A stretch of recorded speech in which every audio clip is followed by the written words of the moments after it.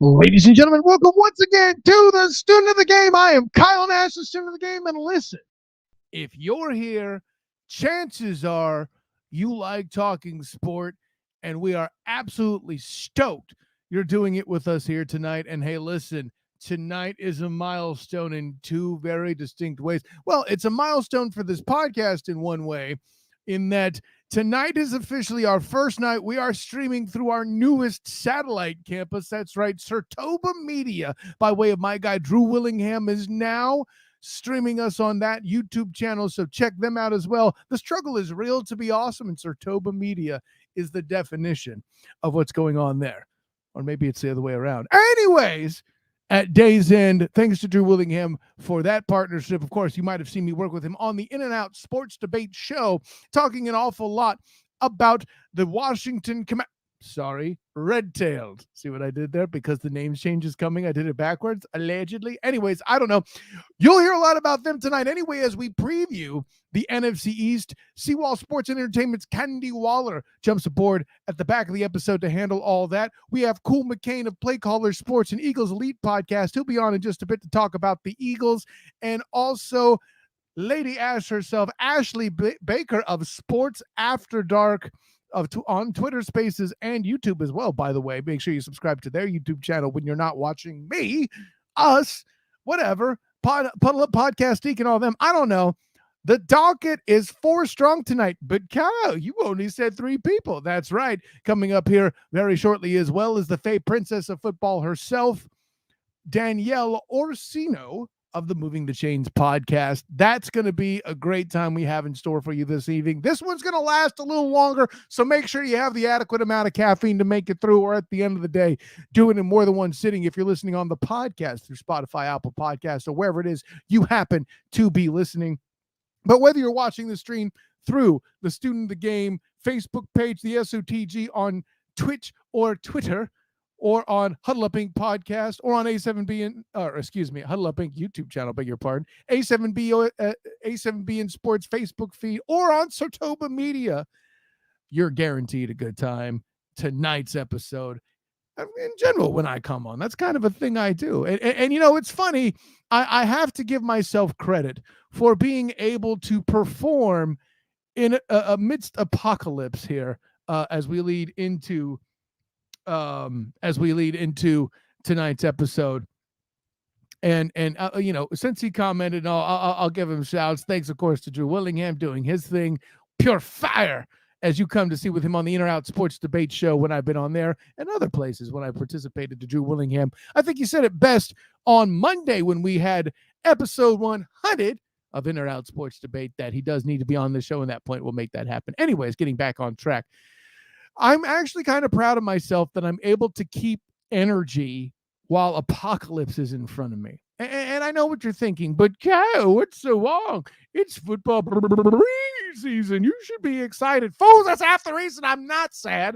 But the other half, amongst apocalypse, the apocalypse in question being college football. Oh, Lord. Listen, it's rare when outrage over the fakeness that is a preseason poll isn't dominating the headlines in sports, or at least in college football. Why? Because, oh, lordy, conferences are changing, teams are moving. I'm sorry, not teams, schools, right? Because at the end of the day, these are scholar athletes we're talking about, not just franchises. Sorry, programs. See what I did there?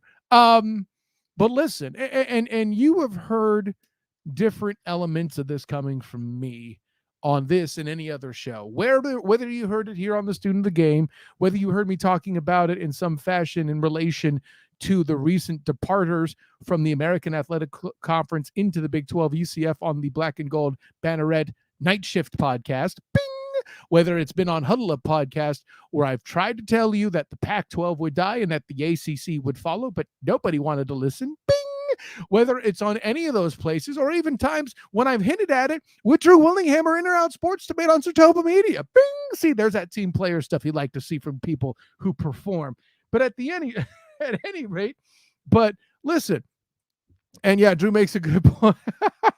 I got to put this on. Normally I'd go, but this is funny. All we need are some tumbleweeds to pass by.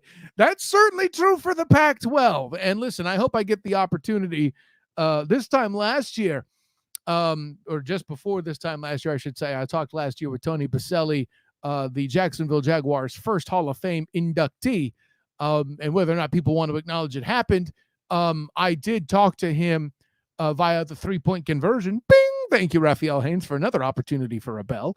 But I had asked him about, league expansion in the NFL. He mentioned about how Europe could embrace football.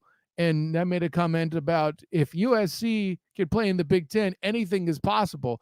Little did I know that Oregon and Washington would join the fray. Whee! I mean, guys, and oh, by the way, the Big 12 is now the Big 16. What the hell is going on here? I'm doing my best, Vince Lombardi. Arizona and Arizona State moving as well. And folks, we may not be done there. I mean, if you look at all the writing on the wall, Florida State is trying to get out of an allegedly ironclad agreement with the ACC, and whatever it is, it lasts till 2036, if I believe so. They're pretty locked in, so to speak. I've made overtures that I've certainly made overtures that the ACC is declining. Whether or not they're dying, we'll see. But I'll tell you this, they're on life support, right? I mean, you would think a conference that has Notre Dame in. Oh wait, they're not in it yet. Okay, don't worry, winter is coming. Unless somehow the Big Ten gets them too. I don't know who can rule anything out. And listen, I have to say that me personally, the first indication that I got that anything like this big may happen, in fairness, was a couple years ago when news of UCF breaking into the Big 12 hadn't quite happened yet. But I was in a press conference representing the Black and Gold Banneret, about talking to Coach Malzahn, just as I would in any week. I think at that point it was still technically college preseason, camps and all that were still happening. But I asked Coach Malzahn, actually the announcement may have happened during the season. I'm trying to remember. I don't remember the window on exactly, but I posed a question to Coach Gus Malzahn, I think either a week or two before UCF announced, or the announcement, I should say, was made by the Big 12 that the invite was sent. How about that? We'll put it that way. And he used the words, not just for UCF, he said, college football is changing. Bro, he certainly looks like Nostradamus at this point, and hopefully this Saturday, I have an opportunity at UCF scrimmage to talk to him a little bit about that and get him going in that particular route. And I'll tell you how correct he's been. And, this is why coaches like Gus Malzahn can make statements that their program is the future of college football. Because you know what? It sure as hell don't look like it's going to be Stanford, for example, who's now caught, who's now like a bunch of people ate at a restaurant, and they're apparently that school at the moment, at least for the Pac-12, that are stuck holding the check. It's a rough state all the way around. And I'll say this, come 2025 or 2026-ish, the expanded playoff will be in position by there. The question will be, will we be in that world where we have two big conferences in the SEC and the Big Ten, or whatever the hell they're going to eventually call themselves? Because listen, you can't be this bad at math and also made up of institutions of alleged higher learning. That's just a bad plan to me. I'm sorry. Call me a stickler for the rules if you want, but I think that's work on that, guys. And then by the way, the Big 12 would have to do the same as kind of and I know I'm going to catch hell from this, from my friend EJ Christian of the Earnestly Speaking podcast, which just dropped last night. Bing! Student Game Report, by the way, with him. You would almost have to put the Big 12 as kind of a 1B conference, so to speak. And as much as EJ overuses that, I think that is appropriate here to kind of call them that. Expect him to steal this and do this on the next Huddle Up podcast, Bing. But then lastly, it'll be everybody else. And don't be surprised, ladies and gentlemen, if some alleged Power 5 schools are part of that mix. I'm going to call it now. I'm not saying all of them. I'm not saying most of them, although most of them are probably going to be ACC. He said jokingly, that's a joke. Relax. I don't want Ryan Swoboda to come down from Detroit. Well, actually, no, he wouldn't come down from Detroit. The Jags are going up there for preseason, but whatever. I know that she beat FSU. We had that joke on the Night Shift podcast, Bing. But yeah, it's all an amazing situation to deal with there. But enough about college football. That's not what we're here for. I don't think anybody would have an argument based on last year's performance that the NFC East is clearly the best division in the NFC conference. Now, granted, one can claim that's a pretty low bar, but I had I'm dealing with a conference champion. I'm dealing with a playoff team. I'm dealing with a team that was this close to making their playoffs until the coach forgot that they were eligible. And I'm now going to talk about the team that held the alleged coach of the year. I don't know about all that, but they definitely had the student of the game, MVP in Saquon Barkley. And who else would I bring in but the Fey Princess of Football herself, Danielle Orsino of the Moving the Chains podcast. An honor to have you aboard, Your Grace. Why, thank you, Commissioner. I appreciate that greatly. I mean, listen. Never going to let you live that down. No, first of all, don't, because I look great in that tie. B, yes, I'm glad you, thank you. I'm glad you still served the respect after I brought down your coach a wee bit. I'm just saying. That's okay. We have a lot to talk about on that because I'm still dealing with the fact that, certain Chicago quarterbacks made the top 100. Uh-oh. And as much as I don't want to give Danny Dimes, all that money, I still feel the man should have been at least, in the 90s on the top 100. Sorry. Okay. I do feel he should have been there. You're going to put Justin Fields, but you ain't going to put Danny Dimes, who beat most of the quarterbacks who were in the top, were on the top 100. He beat Aaron Rodgers. He beat Trevor Lawrence. He beat Lamar. I mean, come on. If we're going by just the season, he should have been, you could have made him 94. But you put Justin Fields, 84. You don't put Danny Dimes. If you want to gripe about Dimes versus Justin Fields, that's a separate conversation. He didn't beat Trevor Lawrence. Travis Etienne handed him that game, and I was in person to see it. I'm just saying, we still want, if you're looking at the season, if you're looking at the top 100 and you're judging by the season, he beat Rodgers, he beat Lamar, he beat Lawrence. If you're just looking at it that way, just based on the season, he did move from the season before. He did show improvement. You could have put him 94 on the top 100, but you're going to put Justin Fields. You know what I mean? Like, he did beat Kirk Cousins was on it too. He did beat him in the playoffs. Well, I mean, I have issues with that too. I'll put it that way. I mean, well, listen. I'm not saying put him 75. I'm saying 94. I mean, let's, once again, I don't have the delusions of grandeur here. I'm just saying you could have thrown the man a bone and said, hey, here's 94. Just, don't get crazy about it, little man. Just pat him on the head and say, go about your business now. I'll say this, and by the way, I appreciate your staunch defense of Danny Dimes. That's not something you see a whole lot out there in the lame stream, certainly. No. But I'll put it this way: the other day, I'm preparing for this show, and I'm looking up all the handles, and as I would with you yourself as the Fey Princess of Football, I'm looking for the Birth of the Fey Twitter handle that I've come to know and love. But I gave to you the question of what contract you would give Saquon, and you answered that. What play? So you said you would put Dimes at 94. Yes, I would have put him at 94. Now, would I have given Dimes 160 million? No. Let's just be clear. No. Would not have given him the money. I would have franchise tagged him, but that's me. I feel that he needs to earn a little more because I don't think there's a Danny Dimes without Saquon. It's a Batman and Robin for me. You need both. I need to see more out of him. Superman and Jimmy Olsen. I think you're giving Dimes entirely too much credit to give him Robin, who would eventually become Nightwing. But I didn't say he was Batman.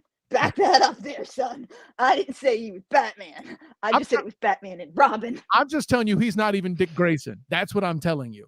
I'm going full comic book. So. He ain't no Jason Todd either. But let's just. Yes. We also Joker took a crowbar to him. Let's be honest here.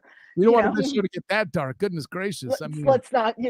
But he's not there. I need to see more growth out of him in order to go anywhere with him. I would have franchise tagged him and then made him work for it a little bit more. He also, if the rumors are correct, he also wanted more money than what he got. And hello, no, let's. How about no? Yeah, let's just no, that's not happening there, stud. I just need to see more out of him. Believe me, if Lamar had said, I want to go to New York, Danny Dimes would have been out of New York so quick, nobody would have seen it. I would have shut that door real quick and been like, yo, Lamar, come on over here, baby. We got to talk. But we got Danny. Let's now see. This is either going to be one of those situations where Joe Schoen's going to be like, oh my God, this was the biggest mistake of my life. What did I do? Or we're all going to be going, bravo. Wow, nobody saw this coming. It's just going to be a disaster or phenomenal. There is no middle ground in this at all.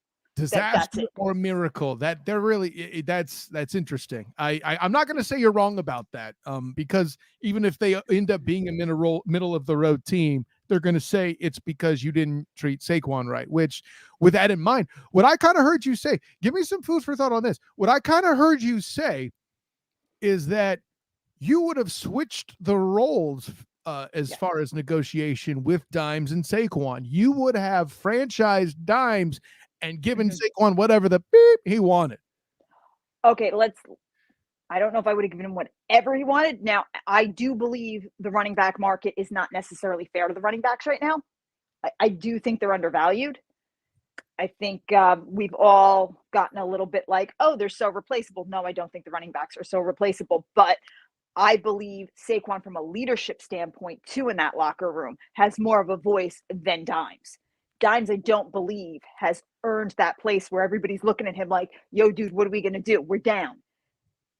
To where Saquon has that in the locker room, where everybody's looking to him to lead. And I think that's a value that monetarily there is value to it, that they're still like, no, that can be replaced. No, it can't. Because they're going to rally around Saquon quicker than they're going to rally around Dimes. I don't think Dimes has shown those chops yet. I would put the money on him. I'll see that and raise you this. I would even argue that they would have rallied around Lamar Demetrius Jackson before they rallied around Danny Dimes. That's just kind of my feeling on it. And this is the thing. And keep in mind, in the whole running back economy debate, I could probably be labeled a corporate tool, air quotes, and it would be appropriate because if you hear my theory as to why I think people will think that, there is a tool that I did a podcast with last night. His name's Ernest Christian. But on the Earnestly Speaking podcast, listen, I joke about my dude, Ernest Christian. We've been doing the Student of the Game Report segment for damn near a decade or around, maybe it's more. I don't know. Listen, I'm not trying to count that high. I already had to count a high number for Danny Dimes millions, but the punchline's this. They both. Yeah, right. When I dropped the concept of the market being the issue, and again, if you want to hear a fuller explanation of it, I would send you to EJ Christian. We're in for a long pod tonight going over the NFC East. I don't want to get buried in an economy class. I think everything's also case sensitive. I think, for the reasons you exactly described, the locker room and the specific players involved should have changed the conversation with Dimes and Saquon. I'm with you on that. Now, granted, maybe you don't give him a $5 billion. Yeah, exactly. And don't worry, there'll be some talk of how much money something was paid. The back end of the podcast, we're talking about the Washington Commanders. Red Tails. I keep getting that backward because they're about to change the name again, and I want to make sure I rally for it correctly. But I say all that to say that was $6 billion there. I think that, like what you said, is that the two situations, that's what I think I would have tried to do. However, I think the Raiders should have done it the way the Giants did it, given Derek Carr whatever he wanted, and franchise Josh Jacobs. because at the end of the day, you need a good defense for a running back to be relevant if he's going to be your top weapon. The Giants defense isn't bad. I really like what they're doing. It'll be interesting to see what their receiver core looks like, which kind of takes my mind. But what do you think? Do I have something there? I get what you're saying. And Vegas is a different situation because of Derek Carr. Correct. Derek Carr is the key piece there, to where with us, we had an unproven quarterback. Vegas had a proven quarterback situation. Even though he's 5 or 6 years in, he's still unproven, which should tell you everything. Okay, that's part of my problem. With us, we had, the only thing I will say in Dime's defense is that he went through coach after coach, system after system. Correct. He was still so much of a rookie that he couldn't get his feet under him. That's the only thing I will say in Dime's defense. That's all I got right now. Now, Dayball, Josh Allen, can he make something happen? Well, we've seen in the first year something is happening, but a lot of that had to do with Saquon's health. So I can't judge Dimes just yet. When you look at his down the field throws, okay, he's almost dead last, but Joe Burrow is the only one ahead of him. So when you look at that 20-plus yards throws, I don't know. I can't judge that arm just yet. But then you look at the receiving core and you're going, well, Joe Burrow's just ahead of him, but who does he got? Well, he's got his guys. Who do we have? And then you look at it and you go, all right, well, he was decimated. He had no weapons. Besides Saquon, really, who did he have? Okay, Hodgkinson, he was starting to get some rhythm with. He was getting, but that's it. Sterling Shepard, Bruno Mars version 2.0 was out so fast. We had nothing there. I mean, one day the guy's going to start breaking out into locked out of heaven and, at the end zone. One of these days, I'm telling you, give the guy a mic and he's going to do a Bruno Mars impersonation. I'm convinced of it. I know it, because that's, when I see him, that's all I think of. But we got nothing else. I mean, Wandale was out.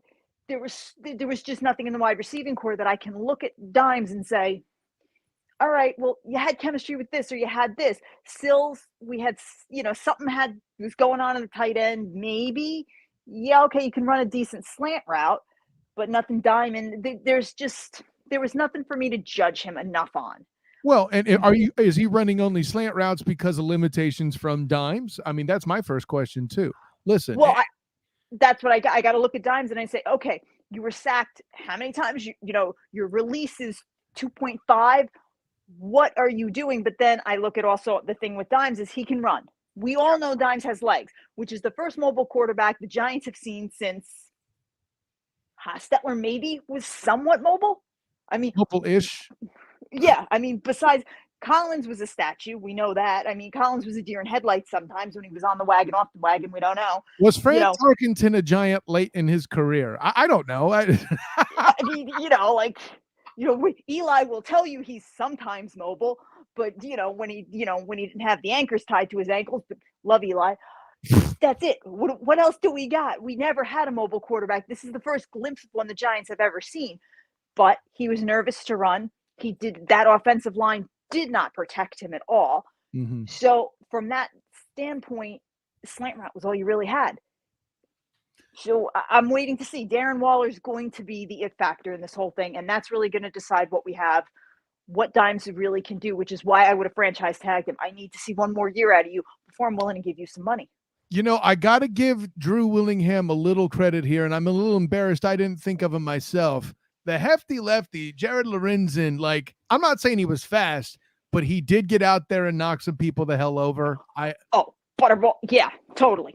Yeah, I mean, it was like Drew Willingham's got a point. He may be a Commanders fan, but yeah, he's got a point there. I grant it. Well done. You can tell that Sartoba Media is representing pretty strong here tonight. I ain't fronting on that. So, you mentioned the receiver core, the improvements there, and I would be remiss if I said I didn't think Wendell Robinson showed some promise in the little bit he did play. But defensively, we're looking pretty strong there. If you're a Giants fan, you're feeling good about that, right? I don't know if I've seen enough with stopping the run.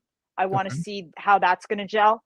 I'm not sure we've done enough. I mean, look, Sexy Dexy, I'm never gonna, say no to him. You can't, you just can't.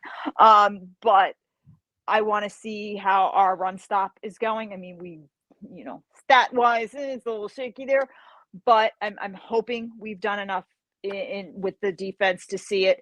From everything else, from what I've seen in practice, not what I saw yesterday, the first day with the Lions. It was a little shaky. It wasn't looking good for us, I have to say. Lions are But going to be a good team, though, I think. I think the Lions are going to be great. I think the Lions. You know what, though? Let me take this back. Lions fans, don't come after me. Every year we're excited about every year everybody's like, Lions, this is their year. This is it. And then like halfway through the season, we're going, oh, because Thanksgiving Day comes and we're like, oh, I got to watch the Lions. But I think this year is going to be the year that we're like, oh, the Lions are playing on Thanksgiving. Cool. I think this is the year none of us are going to be disappointed. Like, we're actually going to be psyched to see the Lions. I really believe that. I could be eating crow, but I think so. Well, I would be right there with you. And listen, I'll say this with my guy Darrell Owens of Legacy Maker Sports. Bing, I said similar. Like the sports reporter without pay. I'll give my guy Ray some credit.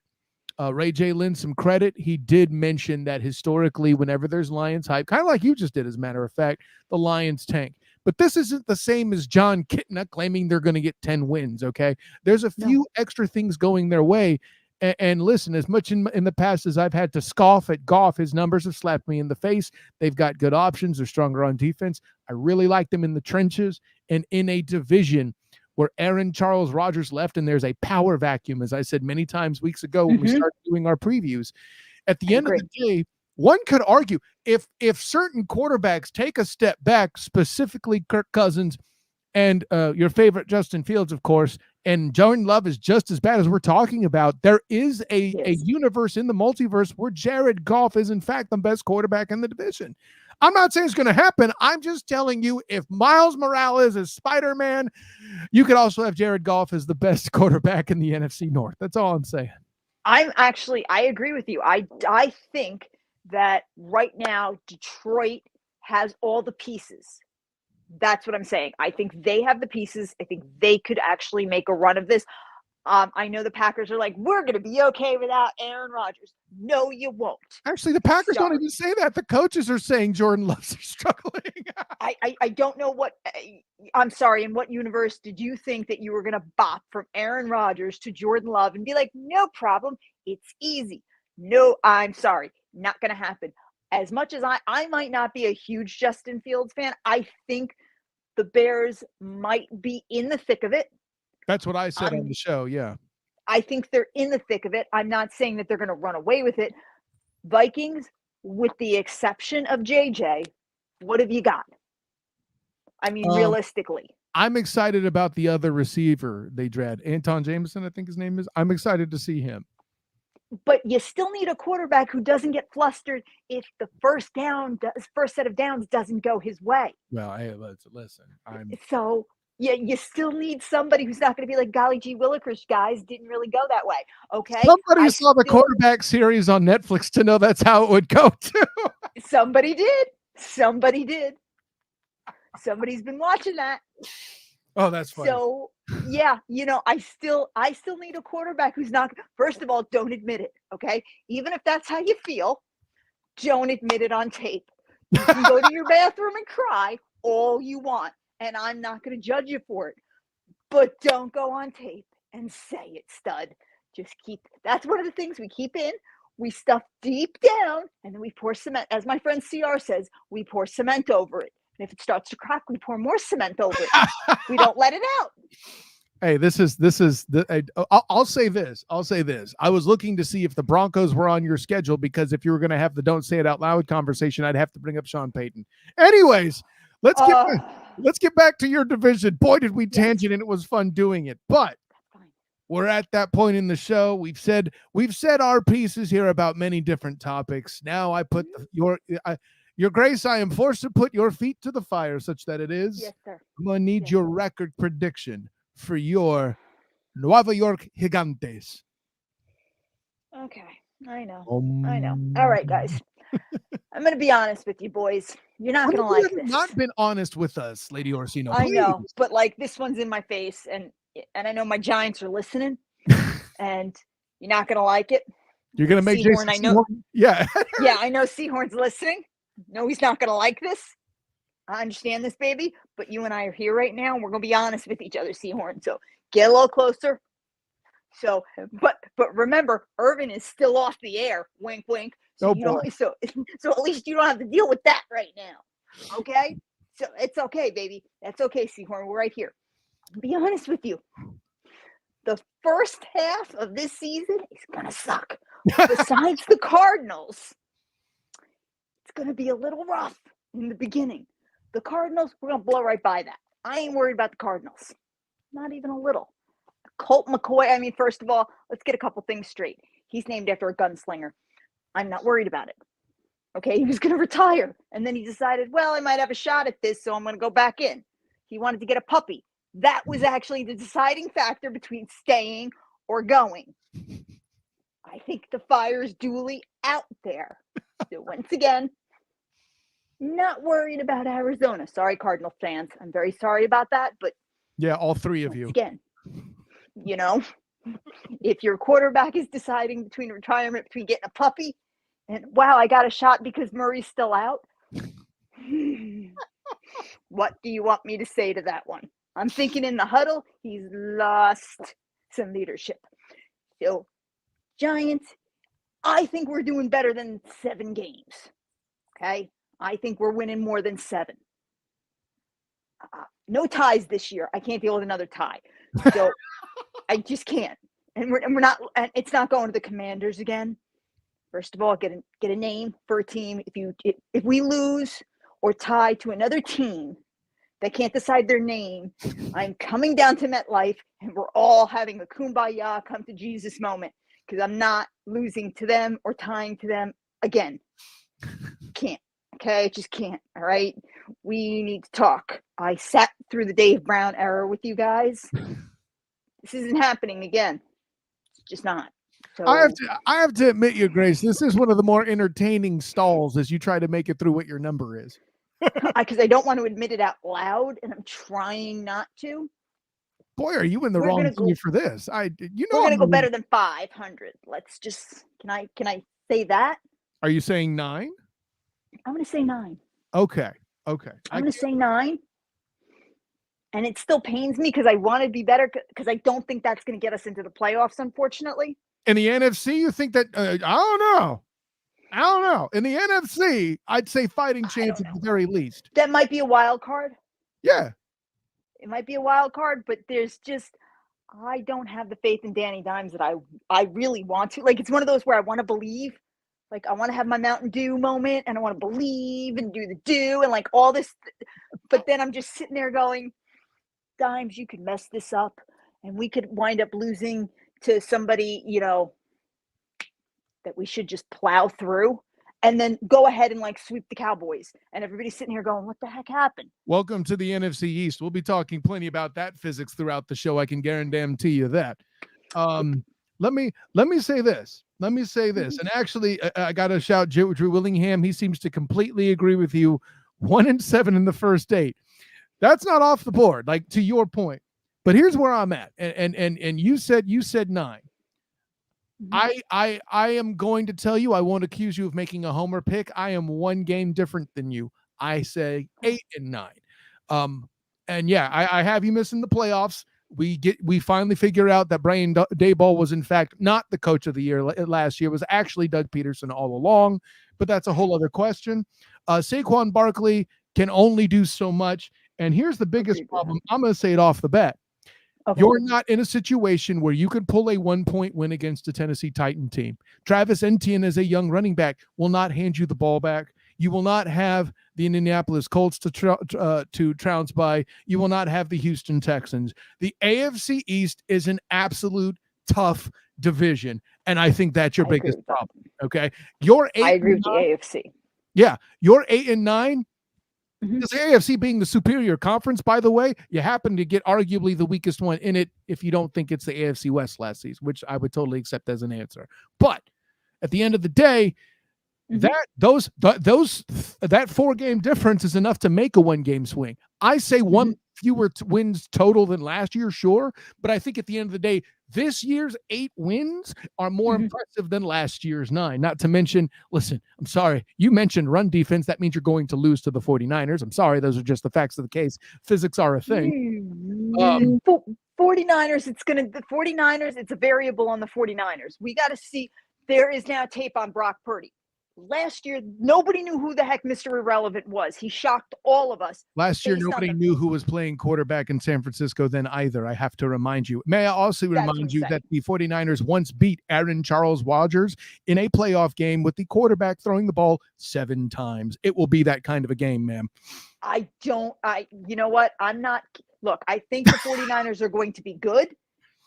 I want to see what Brock Purdy comes out with now, because last year he had the shiny newness of a little boy, a little chickadee coming out of the egg and being like, I don't know what to expect. What is this world going to be? Okay. And he just did his thing because he didn't know any better. And it was like, if I'm here next season, that's great. He had nothing to lose. Now he knows what it's like. I'm not so sure we're going to get the same Purdy. I just think, can he handle this pressure? Let's see. And now, like I said, there's tape on this man now. Now he's not this guy coming in where everybody's like, okay, what does he do? It's a different game now. I still think the 49ers have that defense. That's amazing. What's that offense going to do? I maintain that Christian McCaffrey is just as big a problem as Saquon. That's what's going to make this compelling. I could be completely wrong by a single point. It is what it is. But so I got 2-2 against the NFC West. I have you splitting that. And just because I seem to do it all the time with the damn Giants, because I never know how they're going to do in the NFC East, much like another team in this division, I have you going 3-3 and splitting that. You could steal a game somewhere where I'm wrong. I have you beating the Buffalo Bills as they come back from London, but losing to the Patriots because Bill Belichick holds grudges. Well, the Emperor always has a way of getting you. He just does. Like with Belichick, you just never know. I mean, yeah, he has voodoo dolls up on his shelf. I'm convinced of that. And they have microphones in them. Anyways. Yes. And they deflate the balls. Yes, they do. I'm convinced. What do you think of Miami, though? Everybody's got Miami as being this phenomenal team this season. And they are, as long as they stay together. Yeah, that's what's tough. I mean, Miami's defense is good enough. When you have a guy like Christian Wilkins at defensive tackle, he's going to be dangerous. We are actually doing the AFC East next week, so I want to show my hand too much, but they're a threat. And if you, I'll put it this way: if you're trying to tell me a shootout comes to happen between Dimes and that receiver core and Tua, or even Sky Moore and that receiver core, can you blame me for thinking that's a tough call in favor of your team? Tua, I'm not convinced on Tua. I think he shows flashes of greatness, but then he crumbles real quick. I think he folds. I'm just not 100% convinced on. I think the receiving core phenomenal. I will never take it away from Tyreek and Waddle. Never, 100%. But I still find that overall Miami can collapse and is young and immature in certain places. I mean, you're not wrong. It's just how much faith you have in McDaniel versus Daboll. I can't front on that. So it's going to come down to Kafka. Yeah, maybe. I'm not going to rule that out. Danielle Orsino, I could go another hour on these topics with you, but I do have 3 other teams. And understood. Listen, you're going to be back. You know how this works by now. Tell the people where you can be found. You can always find me on Moving the Chains podcast on Wednesday nights at 7 p.m. Eastern Standard Time on Blog Talk Radio by Mancini Media. Or you can check me out on Instagram at @birthofthefae_novel. Slide into the DMs and tell me what you think of the Giants, because everybody's got an opinion on the NFC East. And hit me up and let me know what you think. Hey, that's life as the top of the NFC's toughest division. I get you there. Your grace and honor, joy and privilege. We shall see you next time. Thank you so much for having me. I appreciate it. See you then, Danielle. That was, of course, amazing as one could imagine. How does one follow that? We'll see if we can. We got a great lineup of guests after this. Of course, I'm going to lead it off with the Play Callers Sports Talk CEO, as well as a member of many other podcasts that I'm not going to try to list. He'll tell you later, but let's go ahead and bring him and the rest of the crowd as we complete the night's festivities in the NFC East. And with this division being the top division in the NFC, for all the trash we talk on the NFC, I don't think anybody has doubts that the NFC East was certainly the primary last year. Sure, some of us may argue with Ben McAdoo was coach of the year. He didn't turn around the franchise that had clown masks the year before. But that's not this show. August 30th is AFC South. Anyways, with that in mind, let me bring in the play caller's very own, the Elite Eagle podcast as well. This man does so much stuff, I can't keep track of it. I'm going to need you to tell the world what you do when we get to the end of the segment here, Cool. But it's good for you to be in, man. What's going on? Oh, I'm doing well, man. I'm doing well. Also, man, sometimes I forget some of the things I do. I do so much, but it's going well, man. Can't complain. The two of us as practitioners of the craft in many different places, I could tell you I understand game recognizes game, and you got miles of it. But well, I appreciate that. Speaking of miles of game, your signal caller, of course, Jalen Hurts, his contract, he got paid. I don't think you have any beef with that. But there's I guess the main concern on the offensive side is can Jalen Hurts return to form and do what he did? Because let's be clear, if as somebody who covered the game in Arizona, that was just such a wonderful game to watch. I know it didn't go your guys' way, but it was just fun, objectively a fun game to watch. Unless Patrick Mahomes II, if he doesn't have that 29-yard on a bad foot run to change the course of the game, I have Jalen Hurts as an MVP candidate as a losing Super Bowl team, right? Which you're not supposed to do apparently or something. I don't know. I say all that to mark the high bar for Jalen Hurts. Does he have everything in place to have as good, if not a better year? So I will be honestly say yes and no, right? Okay. So I'll give you some examples of no, and they're all on the schedule, right? The Miami Dolphins, the Jets with Aaron Rodgers, the Bills, right? Twice against the Cowboys, the 49ers, the Chiefs. So these are going to be some difficult games. And I'm not discounting the other teams that we play by any means, but these are going to be some difficult games. Now, when you look at the team, there has been one glaring thing that I don't think a lot of people have talked about with the Philadelphia Eagles, and that is wide receiver 3. Our slot wide receiver spot last year was Quez Watkins, dropped some balls, even in the Super Bowl, left some plays on the field, right? So if we get some of those plays, we could have had a little bit better into the season possibly, right? We could have had a couple of games that we lost that we could have won. So we'd have a little bit more breathing room throughout the season. So I think that third wide receiver, that slot guy, that is a very important position to get right for Jalen Hurts. Another big thing that we have that helps Jalen Hurts is Marcus Mariota. You ask yourself, how does Marcus Mariota help Jalen Hurts? Jalen Hurts can sit on the side and see exactly how a play should run with him in a game, because Marcus Mariota is the same type of quarterback. He is a guy that you can run the read option with. He is a guy that can make throws, right? He doesn't have the strongest arm, a cannon, but he's a good, solid backup NFL quarterback. He plays the same style as the starter, so nothing needs to change when he comes in. Last year, that was not the case. Our backup last year did not have the same style of play, so it made things frustrating for some of the players when he stepped in. So I think that's big as well, because it's always good to sit and watch reps and be able to put yourself in those reps when you're a quarterback that studies the game like Jalen Hurts does. Yeah, no, that's a great point about Mariota being a similar style quarterback. I like that. And listen, I can make the argument. I won't, because it's the fraud cons and this is kind of what they do. But a lot of close games that Jalen Hurts plays, and there were a lot of close games for the Eagles that broke their way. Listen, there were some teams that were completely dominated by the Eagles.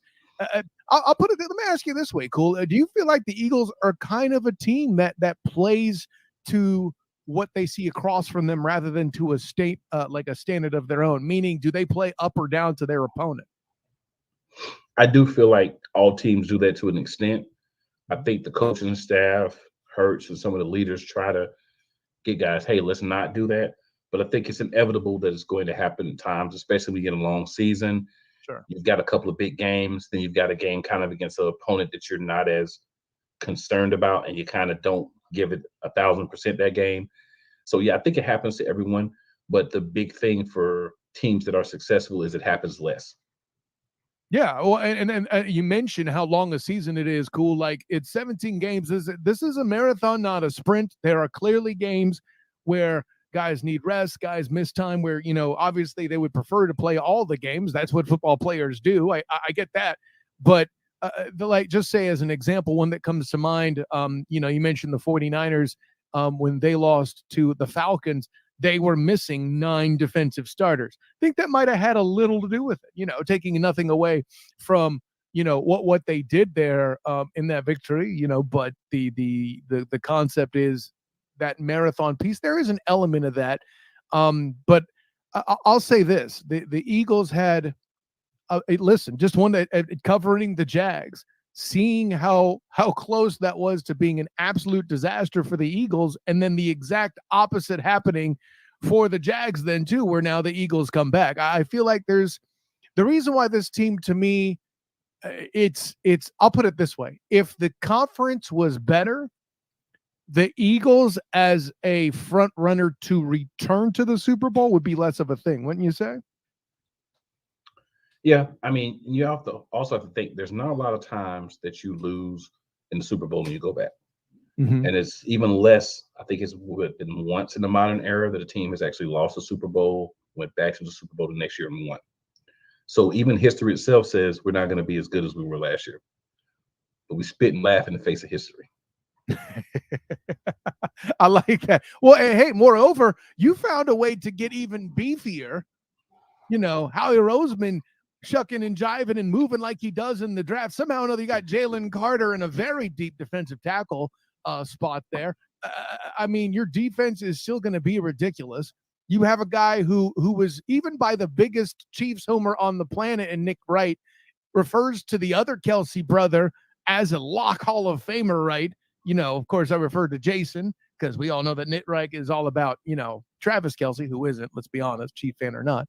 But your beef, I mean, I had this talk with Nick Sirianni myself. His strategy and his approach is inside out, right?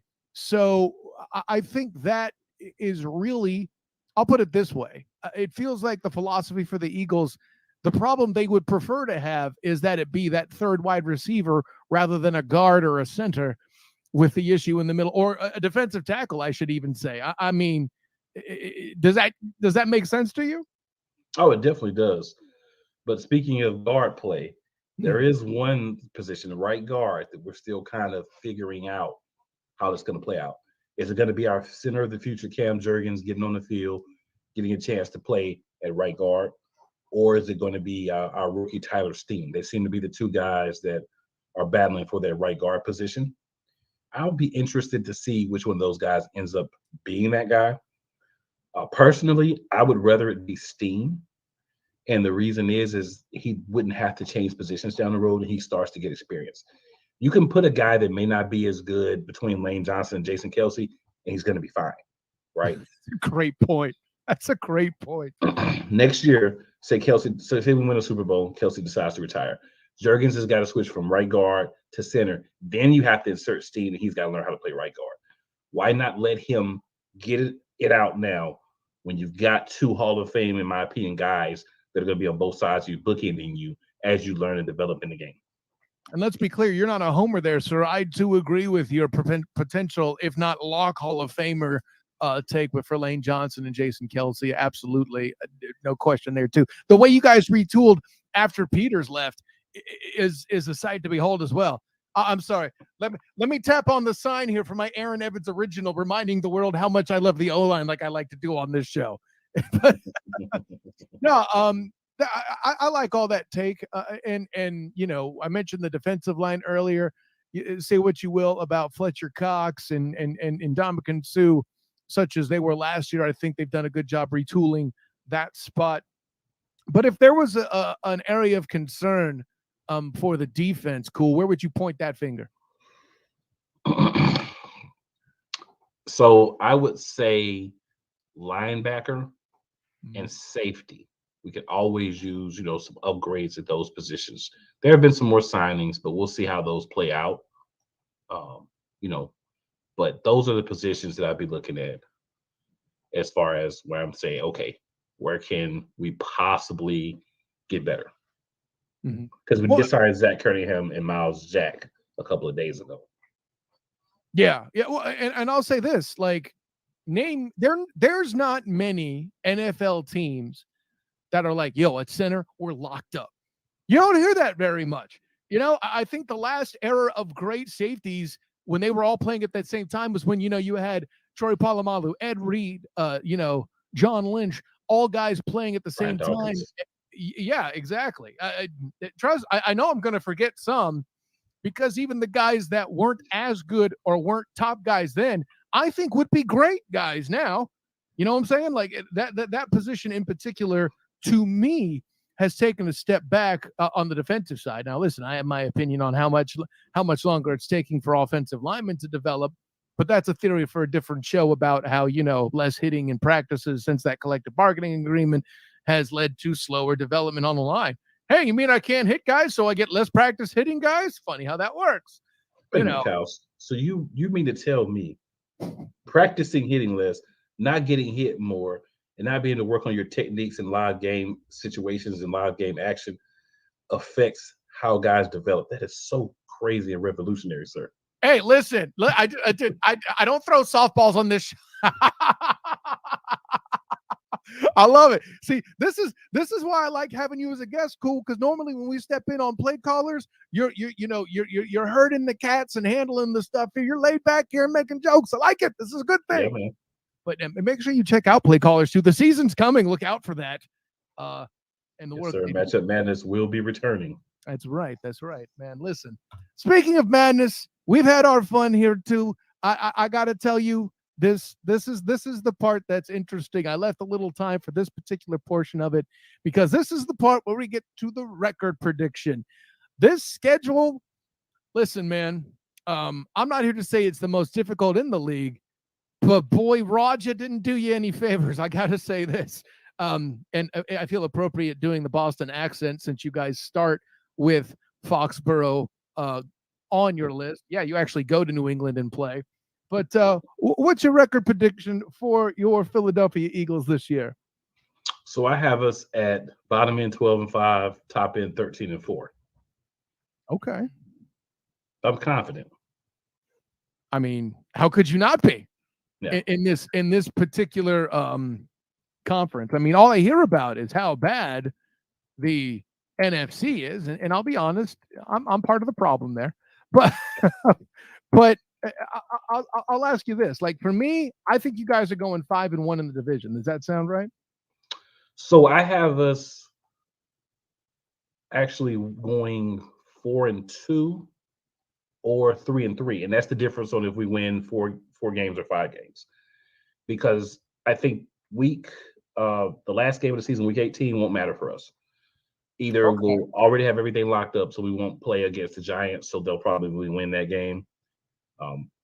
We lose to the Commanders once a year, so I have us doing that. But I also, in my opinion, think we can sweep Dallas this year.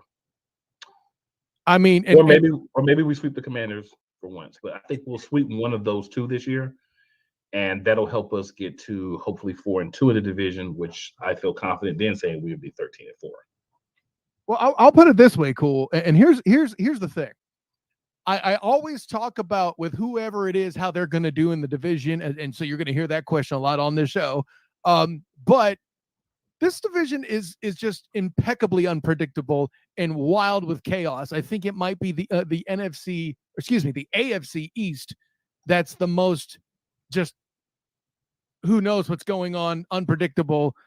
Writing for the Dolphins wire to see the Miami Miracle happen and Gronk being in position to try to tackle somebody. Whatever. But I say that all to say this. I think you're going 5-1 in division. I, again, can't trust Sam Howell. And I think unless somehow you're facing Taylor Heineke. Oh, wait, you're not. He's not there. He's not there, yeah. Exactly. Unless you're facing Jacoby Brissett. Okay, never mind. Who's gonna beat you, Cool? That's what I'm getting at. Well, here's the thing. I always like to err on the side of caution in a division because I always feel like we're going to lose a non-divisional game that we should win, but I can't ever predict it, right? So I really think we're going to go probably 4-2, 5-1, but I leave the possibility of 3-3 because I think there'll be a game that we should win somewhere in the schedule that we'll trip up on and lose, and we'll be like, dude, why did you do that? But it happens every year, so that's why I kind of want to leave us that extra game cushion. Yeah, and I appreciate that there too. The point you made about the Commanders is well made there too. They always seem to pull one out the sky. I got jokes too, Cool. That's all I'm saying. And it may be the Red Tails next year. Listen, don't you dare fill me with hope, Cool McCain. Don't you do it. Hey, you know that the new owners are saying that they're going to change the name after this season. Oh yes. I talked about that just the night previous to this recording on the In or Out Sports Debate Show with Drew Willingham and Sartoba Media. Yeah, I've been on there with Drew. Drew's my guy. I like Drew. Yeah, Drew's my guy. I did see you on there. Trust me, Sartoba. Listen. If by the way, it's interesting we talk about Drew and Company. Tonight's episode is going to be the first where the satellite campus showing of the Student the Game podcast is on Sartoba Media. Hey, I didn't even do that on purpose, and I'm still propping the other network. Bing! That's talent. That's talent, sir. That's right. With that in mind, this is the other intriguing conversation. Your bonus 3 games. First of all, I'm not even talking about it. You're going to crush the Bucks. I don't care who's playing quarterback. If we lose that game, I'm going to be very unhappy. If we lose that game, even if you're not an Eagles fan, come watch the Eagles Elite podcast because you're going to enjoy yourselves. There will be great comedy. That's some good. Bing! There you go. That's some good. There you go. Okay. But the Vikings and Chiefs, I do find interesting. Because I feel like the Vikings will be very angry at you for being the first to show that emperor had no clothes. And then I think the Chiefs game is very interesting. And now we talking before I hit record here. You feel like that regular season game against the Chiefs is not going to go your way. Am I correct? That is correct. See, here's the thing. If you didn't have a dude named Jason Kelsey on your squad, who would be the kind of dude to get extra amped and then by extension make a lot of large men around him extra amped, they want that game. They know it doesn't matter in the long term, in that the important one is obviously if they play again in the Super Bowl. No question. I don't think anybody would tell you that. But on that Sunday, I don't care that it's Arrowhead. I really think your guys are going to be pissed. I really think they're going to get that as a dub. And because of that, I have you, and this is something that hasn't happened a lot in my predictions with the first place team. I have you going 3-0 in bonus games. So when I put that together, nice. I have a 12-5 record for you myself, and that's because I think you're going to struggle against the AFC East. I definitely have a couple of losses coming from the AFC East, that's for sure. I think Minnesota. Come on. We played Minnesota week 2 on Thursday night's primetime game with Kirk Cousins. And we know I always refer to Kirk Cousins as the white Dak Prescott because to me, they're the same place. So Kirk Cousins in primetime is so, I feel confident about that. I don't feel as confident about the Chiefs. But again, sometimes when you're looking at the schedule, you're saying, I really want to beat this team, but I don't think we will. So I'll put that as a loss because that way, even if we do win that game, again, there's going to be that game that we should win. It better not be Tampa Bay that we lose. Oh, hey, bro, listen, if Baker Mayfield or Kyle Trask beat you, listen, you're right. I need to tune into the Eagles Elite podcast and see the aftermath. That would be a good time for you and anybody. Bing! So there you go. I hope that, listen, maybe it'll be comedy if you crush them like everyone expects. I would love to see a bunch of Eagles fans talking trash on Baker Mayfield. That could be, I don't know. Hey, but with that in mind, so cool. I got to tell you, though, we got a great minds working together. A like thing. You had upper range 13 wins. I'm going to put you down for 12 because I tend to take 12 wins, I'll be happy. Yeah, if somebody gives me a range, I usually take the lower one because at the end of the day, whenever I ask which is it, there's only one dude that's had the brass on this show to slam it on the table and say, I'll take the higher one. And that was Travis Holmes last year telling me that the Jags would win 9 games. So I'll give him that credit. Don't tell him I did, but hey, I'll take 13. Let's go. Yeah, I'll take 13. You want me? Okay, look at this. Here comes cool being cool. 13. Yeah. I got to change my spreadsheet now. Hey, sorry about that, man, but let's take it 13. Let's take it. Hey, you know what? Now you're in trouble. I just hit save. What you gonna do, cool? Hey, I'm good with it, man. I'm good with 13. Yeah, I was honestly, actually on a round table the couple of nights ago. I said we're gonna go. We went through each game. I put out the ones we're gonna win, the ones we're gonna lose. 13-4. So where was I'm good with it. Let the people. That was actually on the Eagles Elite podcast page.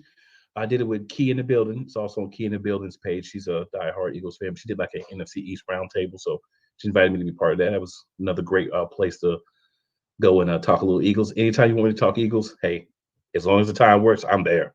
Hey, Key, taking nothing from Key. I remember I had a good time talking to Eagles with her on the Play Callers episode where the Jags and Eagles were featured as a matchup. That was a good time too. I got to throw her props. Listen, if you didn't pick up the phone, I'm like, all right, well, if you're busy, can I get her? But you it all worked out. But listen, I think we're at that point. Glad to have you on. Great times. I know you got other stuff to do. You got to pull off father duties and be inspiring to others with that in mind. So, in the meantime, if you could remember everything, tell the people where you found, my guy. All right. So we're going to start with Monday here. And this is going all the way to Saturday, just so you're aware. So on Monday, youtube.com / Sports Empire Network. You'll find me at 6:30 on Cheap Seats. It's like a barbershop sports type thing. We have a couple of topics and we just kind of talk about the different topics and all our different opinions on those topics. On Tuesday, until football season, you can find me same place, youtube.com at Sports Empire Network on a WWE professional wrestling and AEW as well, professional wrestling show called A Line in the Sand. Okay. That's at 9:30. Of course, once the football season starts, I may only make part of that because we'll have the NFL Matchup Madness, and that'll be on youtube.com / at Real Play Callers. That's our YouTube page, or playcallersportstalk.com / live. Either one of those places you'll be able to find us. Thursday, I'll be doing Birds Deep with Wire to Wire Gene and the Godfrey. It's another Eagles show because, I mean, they asked, I'm Eagles. How can I say no? And then on Friday, Play Caller Sports Talk live, and that'll be on playcallersportstalk.com / live, or on youtube.com / at Real Play Callers. Saturdays, I'll be doing the NFC Beast Show, which will be a all season long show in regards to just the NFC East. We have representatives from every team. It's a great show. It's a lot of respect. It's not a lot of the infighting, but we take shots because we can't help ourselves. Because it's the NFC East. We know what's up. And you can find that on the Play Callers or the Eagles Elite, as well as on BS3 Media, Shady Sports Network. So it's shown in different places where the different representatives are. So we kind of all get some exposure from that. But man, it's great, man. I just love talking sports, love talking, especially Eagles football. And big Denver Nuggets fan, so I want to throw that out there. Love that we finally got one. Everybody's been giving me a hard time. 2 years ago, I could tell people I was a Nuggets fan. They say, yeah, there's no way you're lying. Who would say they're a fan of that team? Now, all of a sudden, who's your favorite Nugget of all time? Like, anyone can't look that up. But I digress. Listen, in the past, when people thought you were a Nuggets fan, they thought you were a joker. What I just did? No. Hey, man, listen, I don't know if you've seen it on this show. Yeah, right? I don't know if you've seen some of the reels or some of the stuff I've said on this show, but I'll tell you this: I am grateful for the Nuggets and Jokovic in particular, because between Jokovic and Embiid, I've been given a reason to watch the center position again, because I was getting sick of these guys who are only good at extra, how you say, psychological play. No disrespect to Draymond, or guys that just don't really play center. They're just big bodies that chuck it, with no offense to Anthony Davis. Right. But yeah, no, Embiid and Joker are a fun thing to watch. So as a Nuggets fan, I'll say thank you for that. And by the way, as somebody who covers the Jacksonville Jaguars on a regular basis, I think you're still going to be getting Christmas cards every year for some time for Doug Peterson. So That's okay. We'll be sending them right on over to Tennessee for AJ Brown. So we'll keep them moving. Hey, you know what? You might get a few extra thank yous from Jags fans on that as well. Anyways, hey man, looking forward to whatever we do during the season, because there's gonna be something. But until that time, man, we'll see you later. Thanks for coming in. Cool. Oh, no problem, man. Glad to have you. And of course, Kyle, hopefully we'll be on season 2 as well. So we'll get a lot more of the energy from Kyle talking about those said Jaguars. I love it, man. Hey, until next time, brother. Yes, sir. And listen, try not to adjust your television set. I know this time it's a podcast. Where's the TV? I don't know. Anyways, don't adjust your monitor or your phone from listening to the podcast in question. This young lady helped us last year with the Baltimore Ravens, and then in realizing I would be a fool to not have her follow her true passion of her Dallas Cowboys. Unless you want to see somebody else besides Big Jim, we'll get him in the final predictions leading into the season start after Labor Day. There, as we're going to do here, the big show that we do on the stream of the game. But enough about that. Lady Ash is in the building. Ashley Baker, what's going on? How you doing? Oh man, I'm pretty good. Thanks for having me back on the show. I'm excited, and shout out to you for understanding where the passion really lies. I mean, listen, Ray Charles could see it. That's all I'm telling you. That's a good thing, but that's GOAT. That's GOAT status for you. Do you see all of this? Do you see all of that? That's GOAT status of you to make sure that you bring me on. I love talking Ravens football. Don't get it twisted. I can talk whatever you need me to talk, but you know. I also felt compelled to get a team not in the North, so we didn't get off on our Game of Thrones tangent again. I think that's important as well. Well, you know, I love Game of Thrones. That's my favorite show of all time, and that is my favorite. Here's a fun fact, Kyle. That is my favorite show of all time, despite the fact that I just binged the first 7 seasons back in 2019. I was not like a first from the beginning type of person, but it's like my favorite show of all time. So we could have stayed in the North, King of the North. I love that. I mean, you know, I mean, Tyrion Lannister for president, but I actually kind of favor myself personally as a bit of an onion knight. I'll leave it at that. Anyways, I have all my fingers though. Anyways, let's get into it because there is a lot of questions surrounding the Cowboys, and for me, I'll leave it at this. And it's been said on one of the shows for which I am a panelist, the Huddle Up podcast. The resident Cowboy fan there, or at least the most prominent one, is, of course, Big Jim himself, the master at Huddle Up Podcasting. His observation in one of his podcasts, his opinion was that 2 of the coaches, the most prominent, of course, being Kellen Moore at the time, and of course, Mike McCarthy, should perhaps be, how you say, launched into the sun. Now, I think a lot of that is connected to the refusal to run Tony Pollard. I think they've solved for that a bit. I'm going to ask you this question out the gate because I've seen on Twitter your staunch defense of your guy, Rain Dakota Prescott, and the absolute meticulous nature of the observation for each and every interception he throws. And rightly so. Listen, I'm not even a Cowboys guy. It could be said that back in the 90s, I basically hated the Cowboys as a 49ers fan at the time. But that's fair. You know, yeah. I think a little bit of the Dak hate is a little extra. I'm with you on that. I'll say that to say this. Dak's prediction of less than 10 interceptions only happens, in my opinion, if they actually run the ball more. Do you think McCarthy has the, how you say, capacity to do that and make that happen in his scheming? You really wanted to say cojones. We could go with cojones. This is an equal opportunity. Like, I'm in the presence. Listen, I call you Lady Ash because I'm in the presence of Sports After Dark royalty. You can use the language. I'm just trying to be a good host. Oh my goodness. Does Mike McCarthy have the capacity? I think him coupled with Schottenheimer, I think that they will have the capacity. I think that the new system they are running, being the West Coast system, is also something to look forward to in regards to reducing the interceptions. So I was actually reading the other day an incredible article by Jory Epstein of Yahoo Sports, and they have what's called like a step count.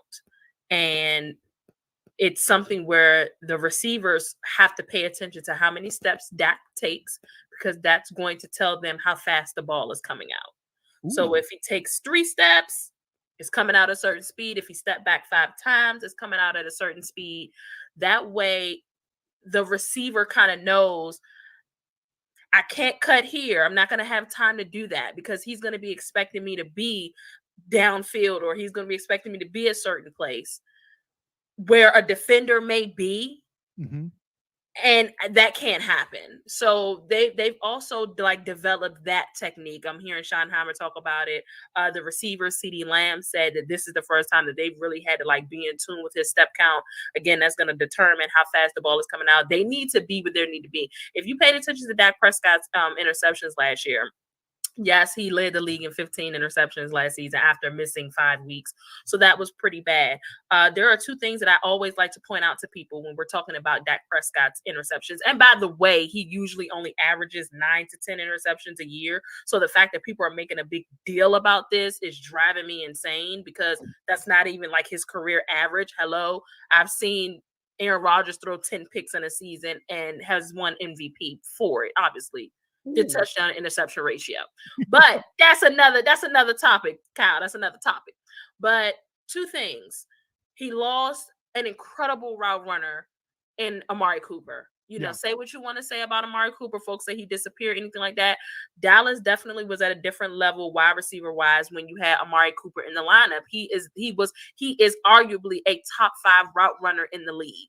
He lost an incredible route runner. And then the interceptions also were because he didn't have that incredible route runner. And he had guys that weren't running their routes. He was putting the ball on the money where it needed to be, and it was being tipped off of his receivers. That is something that he kind of more so alluded to than not throwing the picks. It was more like, my receivers need to catch, we're not going to have that issue, right? I was in the press box in an overtime game in Jacksonville that I witnessed one such interception that was pretty huge. That was a to the house. That was a to the house off of Noah Brown. Hey, Noah, off of Noah Brown. So half of those interceptions, or whatever, we can really argue that for any quarterback, half of the interceptions that Patrick Mahomes throws aren't on Patrick Mahomes; they're on his receivers. We've seen that before, right? They just don't give Dak that respect again because he has a star on his helmet, which is fine. But I do think, coupled with, I do think that we'll probably bring back another running back. Maybe Zeke. Maybe looking at Brand. Dalvin Cook. Yeah, because Ronald Jones is out. Like, he was out with the suspension, and now he's going to be out injury wise, and now we only kind of have Deuce Vaughn and Tony Pollard back there. So I think another like running back is incoming at some point.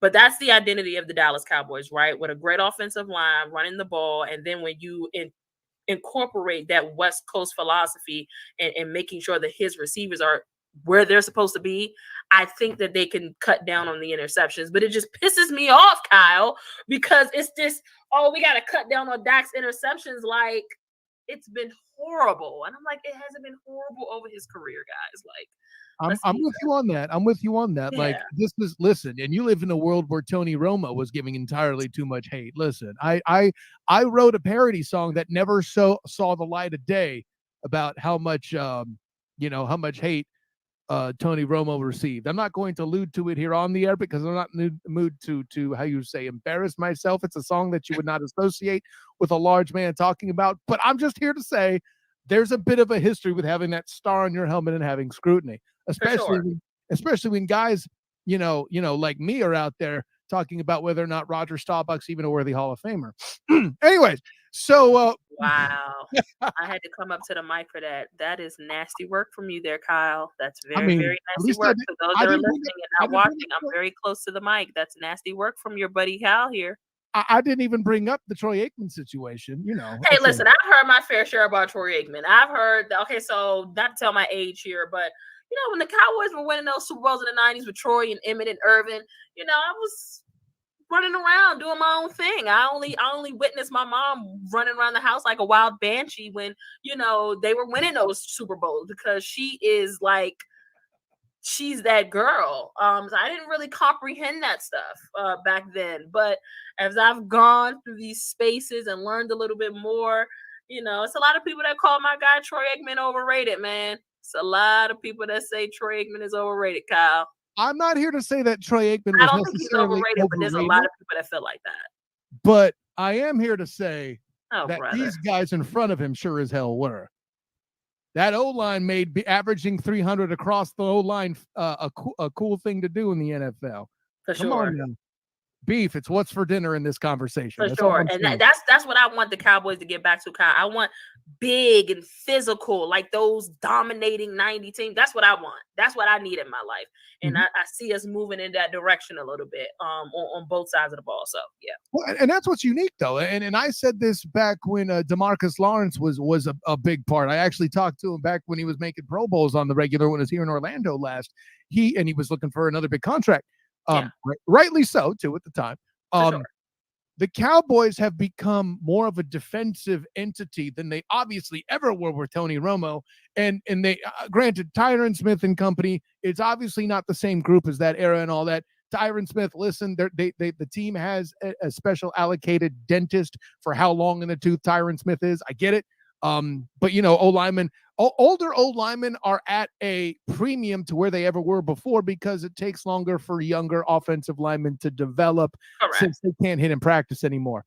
I mean, you're already backing my theory. Hell, I haven't had time to really flesh that out, but it's an observation I'm making. You know, the days of being able to draft a Travis Fisher and then he starts at the left tackle for the Chiefs. No, not a thing anymore. Costanzo, Quentin Nelson is a true anomaly in himself. Tristan Wirtz. These are guys, you know, that are big names that do it, but the ones below them in the draft, not as much. You know, Anton Harrison here in Jacksonville may not get starting snaps right out the gate.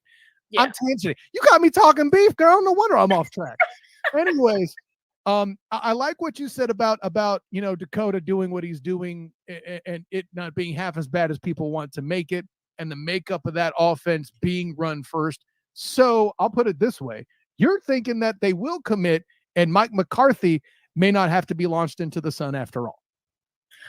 I believe that is correct. Okay. I need a ding. Ding. I believe that is I'll give you a bell. That's correct. I see, and it takes me a while, but I see the culture shift that Mike McCarthy is. I see the shift that he's making happen in Dallas. I see him being able to do things his way. I love the fact that they let Dan Quinn do his thing. I agree with that wholeheartedly. For sure. Again, culture shift. And I'm interested in seeing, because listen, coaches have to grow as well. You know, they expect coaches they have to develop with the game too. As you know, as these athletes come out and are more athletic, they got to learn how to coach to their player skill, right? And so that was one of the things coming out of Green Bay that people kind of talked about with Mike McCarthy, was that he didn't adapt to the new times, and he was stale, and his ideas and schemes and play call, it wasn't fresh when he had arguably one of the greatest quarterbacks of all time at his disposal.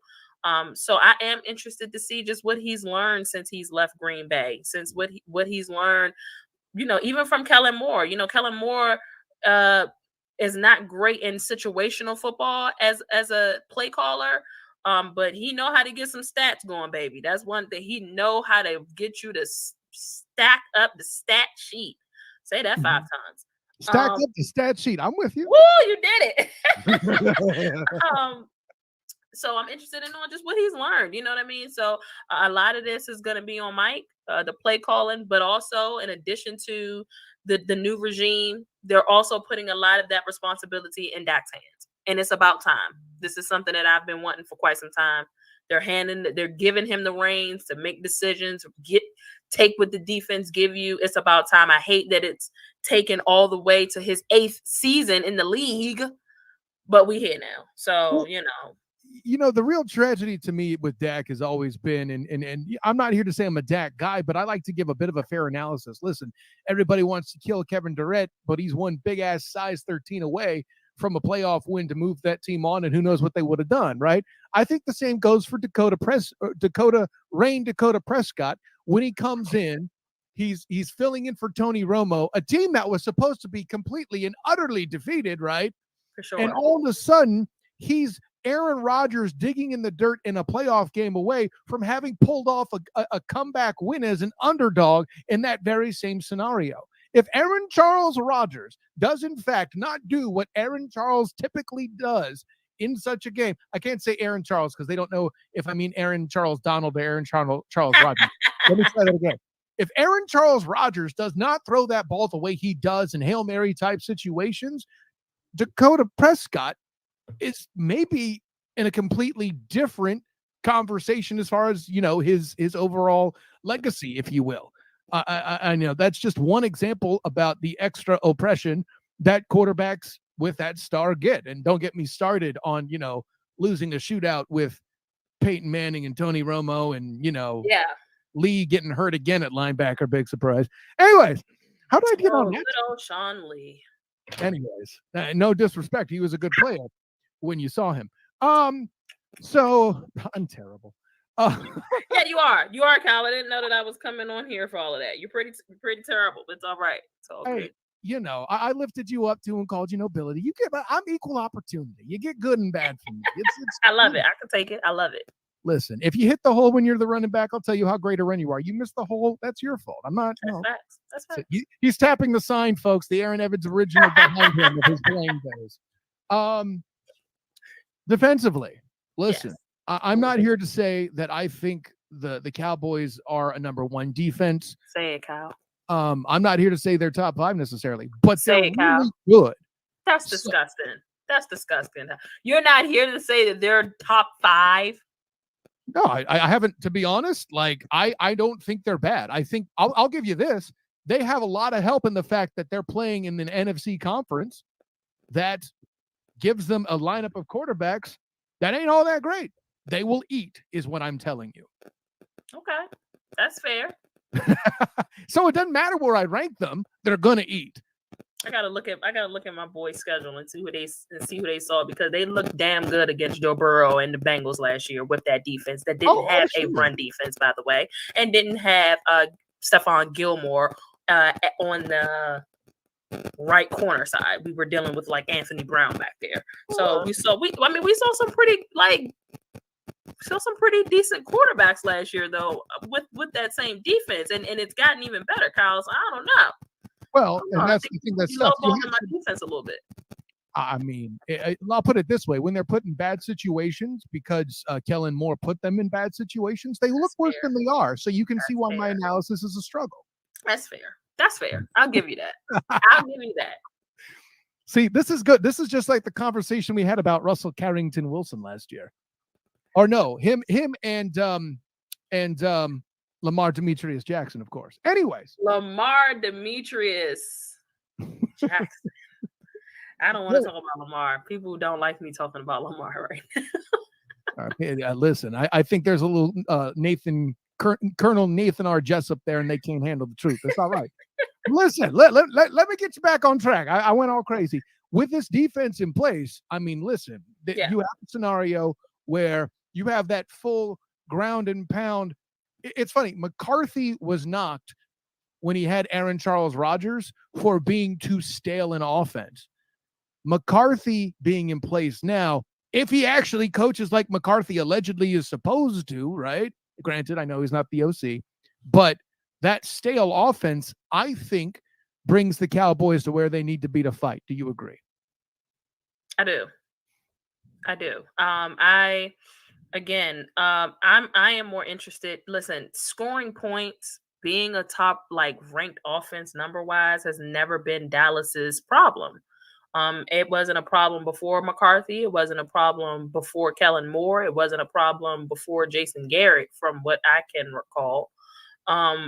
Might have been before Jason Garrett. Might have been. Oh, okay. When you were talking about noticing the culture change, I noticed you weren't excited and cheering by clapping. Now I know why.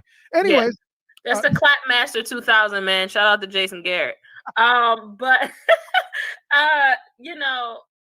that's never been an issue.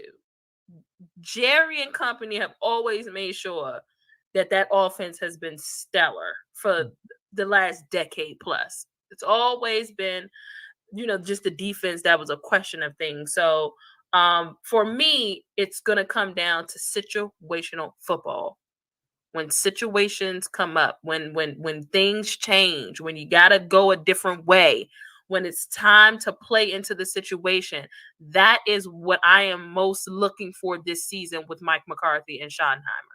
I need to see you guys when things ain't going the way that it was supposed to go. I need to see a plan B, C, D, E. I need to see as many plans that the alphabet has to find a way to grind out and win a game. And last year's game against you guys, the 49ers, was a prime example of Kellen Moore not knowing how to do anything when it was time to play situational football. Once Tony Pollard went down, and I know he went down like third quarter, maybe he wasn't doing that much. But again, adjustments at halftime could have been made, and I definitely think that Pollard would have made a difference. I don't know if we would have ultimately won the game, but Tony Pollard would have certainly made a difference. But once he went out, it was like that was it. That was the plan. It was just nothing else to it. There's nothing else for us to lean back on. I need to be able to see that from my coaching staff. I need to be able to see that when things hit the fan, let's audible, man. We got to audible. We got to find a way to grind out and win a game. So that's what I'm most interested in seeing from Mike McCarthy this year. Yeah, like when a team, for example, goes through not just the starter at a position, but another guy at a position, and then the 7th overall, like last pick in the draft position, and then that guy gets hurt, and then another guy comes in, and they're still competing until the running back has to play. I don't know anything about that. What are you talking about? Listen, you know exactly what I'm talking about, and let's be very clear. After a certain point in that game, we just knew, okay, this S is over. Like the 40, they're not going to win this game. It's against the Eagles. They're too good. It's just too much wrong that went bad. It's too much wrong that went bad. But to even get there with a third string quarterback, that's what I'm talking about by week situational football. You know what I'm saying? That Kyle is this Kyle here and the Kyle Shanahan.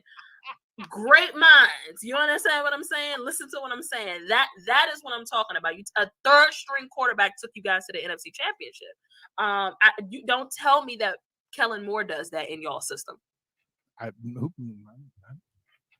sorry. I thought you were under the impression I don't care how many weapons y'all had. I don't care how many weapons y'all had. I don't think that somebody like Kellen Moore pulls that off in the 49ers system. It takes someone with a brilliant mind. So listen, I'm not here to dog out Kellen Moore. I've been doing a lot of crapping on Kellen Moore. Shout out to Kellen Moore because he's going to Justin Herbert and the Chargers. Yeah, Big Jim is gonna love everything you did. Those shouts to him, of course. I mean, listen, the Los Angeles is a sunny place. Yeah. And maybe he was metaphorically launched out into the sun. And I could tell you, Booga Peters, based on the AFC West preview, did like him as a fit with Justin Herbert. Listen, sometimes everybody wins after a divorce. It's a thing that happens and both lives gets better. That's very true. I hope I never find out if that's true or not. I like my kids, but that's a whole other question. We'll see what goes on there. But again, I'm looking. I cannot wait to see when things get tough. Just knowing that it don't matter. My team gonna find a way to dig their way out of this, or they gonna die trying. That's what I want to see, and I want to see it from my coaching staff too. Okay, now that I can get by you. That's an identity and culture thing, just like you said. So with that in mind, yeah. And for me, this is for the Cowboys in particular, just because to your point, I've said it earlier, I don't know what I'm looking at, which is why you're here. I may adjust what I have here on the fly based on what you tell me, which has been some very interesting things. What do you think the record's going to be here for 2023, Lady Ash? I think no softballs here. I think the floor is 12 games. I think the ceiling is 14. I have them around 13-4. Okay. I feel like that the adjustment to the wide receiver room, which is a position group that we were not 100% sold on going into last season. The wide receiver room has improved. The cornerback room has improved with the addition of Stephon Gilmore. The run defense has improved with the addition of Mozzie Smith. I feel like that they could give me an additional win. They was 12-5 last year. Mm-hmm. I could see them winning an additional game, and those pieces having them not lose an additional game. Like people want to kill me for this 13-4 prediction, and I'm like, they went 12-5. Did you see what they were working with last year? It's not difficult for us to notch another win. Like that was 12-12. That was 12-5 back-to-back years, by the way.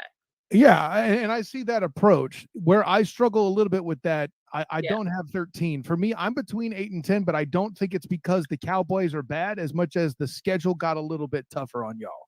Okay. For one, I don't know what to expect from the Rams if they have John Matthew Stafford back. If they don't, that's a win for you. That's how I've kind of sketched that out. Mm-hmm. What are you going to do against Geno in Seattle? I don't know. What are they going to do with Geno? Who knows? The Niners? I mean, listen, sorry to speak as a fan, but history has not been kind to you. I'll say that to be nice about it.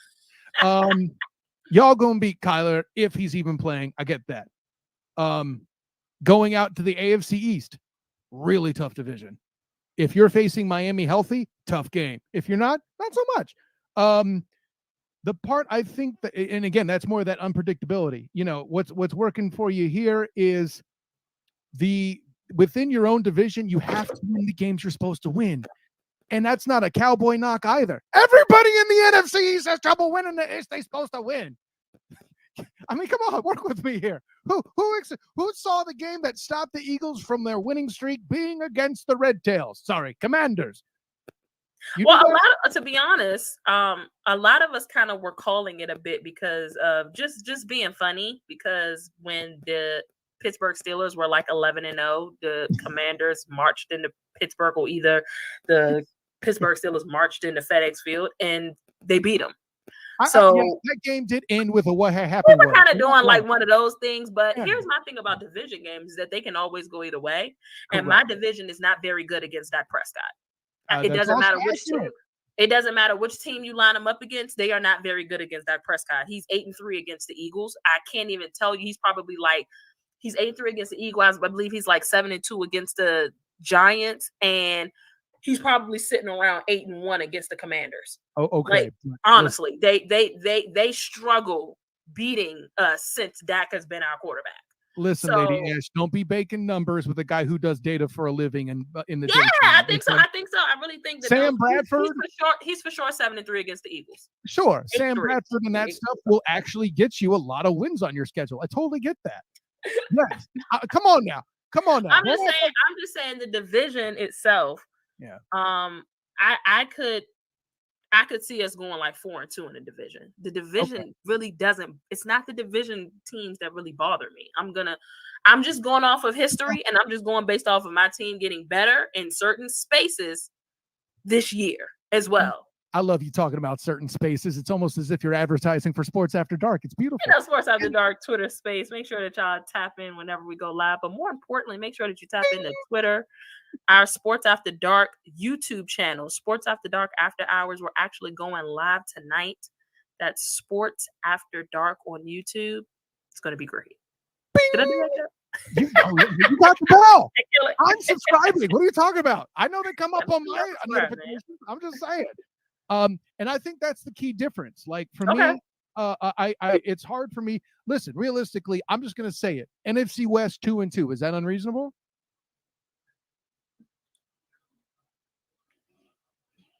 Who's in y'all? Rams, y'all. Seahawks. No, I think we go 3-1. Okay, one game difference. Cool. Okay. The AFC East, and this one's tough too because you don't know what state. It's very tough. It's very tough. You could walk away from that 1-3. You could walk out of that 2-2. Guess what? You just got another win back from me, right? And then see, and I'm doing this just so you don't think it's disrespect. Now, No. I love the breakdown. So here's well, I mean, that's what we do here on the Student of the Game. I love that. I see the X's and the O's in the background. I love that here. Here's the games that I think is going to be the toughest to predict. Well, not toughest to predict. There's one game. The Panthers, you're going to beat them. I think Bryce Young's going to do better than expected. But as I said earlier, when I talked about them with my guy, Sensei Jeff Barnes of MBS Media, the Panthers are going to scare people. They're going to do like the Red Tails, Commanders did last year. They're going to scare people and then miss it. Hopefully not because their coach forgot that they were playoff eligible still. Oh my goodness, that was so bad. The Chargers. Yeah, right. The Chargers, I'm not so sure there. The Lions. That's gonna be a great game. That's the Kellen Moore revenge game. Exactly. And listen, I could be, and this is another thing. I have you 1-2 with the Lions, Chargers, and Panthers. You could just as easily be 3-0 because of the revenge factor, and somehow you come out the other side of the Lions. This is the tail swings pretty wide here for you. So me saying 8 wins is a floor, you get why. But I am more than happy to have you on my show, and I will put up a hoop over my head and just dunk basketballs through it on your behalf if they get 13 wins. Here's what I want you to keep in the back of your mind as a determining factor. Yes. And we can book it. This is going to be the case. Ooh. My defense is going to be a top 2 defense at the end of the year, and there won't be 2. So I want you to keep that in mind where we're talking about the offenses that we are going to see. We're going to see high-power offenses like the Chargers. We have to see Aaron Rodgers and the Jets. The Bills are going to be no joke, although I don't even have them making the playoffs, by the way. Yeah, I don't have them making the playoffs. NFC East is next week. I can't promise that take won't come out of that show. For sure.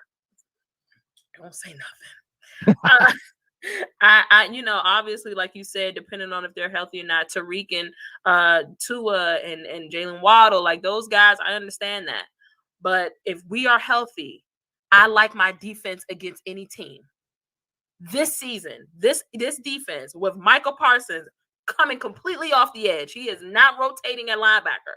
He is going to be a nightmare for quarterbacks, whether you want to run or stand in the pocket. My cornerbacks are going to be a nightmare when you decide to air it out and you don't know which way to go, because if you go that way, Trayvon will pick you. If you decide to go that way, Stephon Gilmore can pick you. You got Leighton Andervesh, Overshown is going to be in the middle. My defense is what I feel like is going to offense score points, defense wins games. That and again, we never have a problem scoring points. So I know we got all of these. I'm just and don't be mad at me. I have been praying for times like this, Kyle, when I can brag on my defense. You have no idea. I say for a legit decade. My oldest kid is 14, 15. I have for a decade plus, I have been praying for times like this to be able to say, I will put my defense up against anybody, even this season. I think even the Kansas City Chiefs. It's just that my offense will have to do their job with that. They got to do that with a Patrick Mahomes. You got to do your job. We cannot secure extra possessions. And we don't take advantage of it offensively, but put my defense up against any offense this season. I'm so serious. They look so good. I know what it is to be confident in a defense. I know you know. I'm talking like you're right. If don't nobody know, you know. I know last year once y'all got healthy, you was putting your defense up against anybody. It didn't matter who it was. And to be honest, y'all were just having those players come back from like injury when y'all saw Patrick Mahomes in them. So I'm like, I don't think they would have spanked y'all like that if y'all were in a rhythm defensively. And they were coming off a bye too, not for nothing. Yeah, they wouldn't have hung 40 on y'all that game. That's just my personal opinion. But they caught y'all. But everybody coming back. Hey, listen, I'm fine with getting caught by that 40. It's the 3rd and 21 from another year that I'm more ticked off about than that game. Let's be clear about that.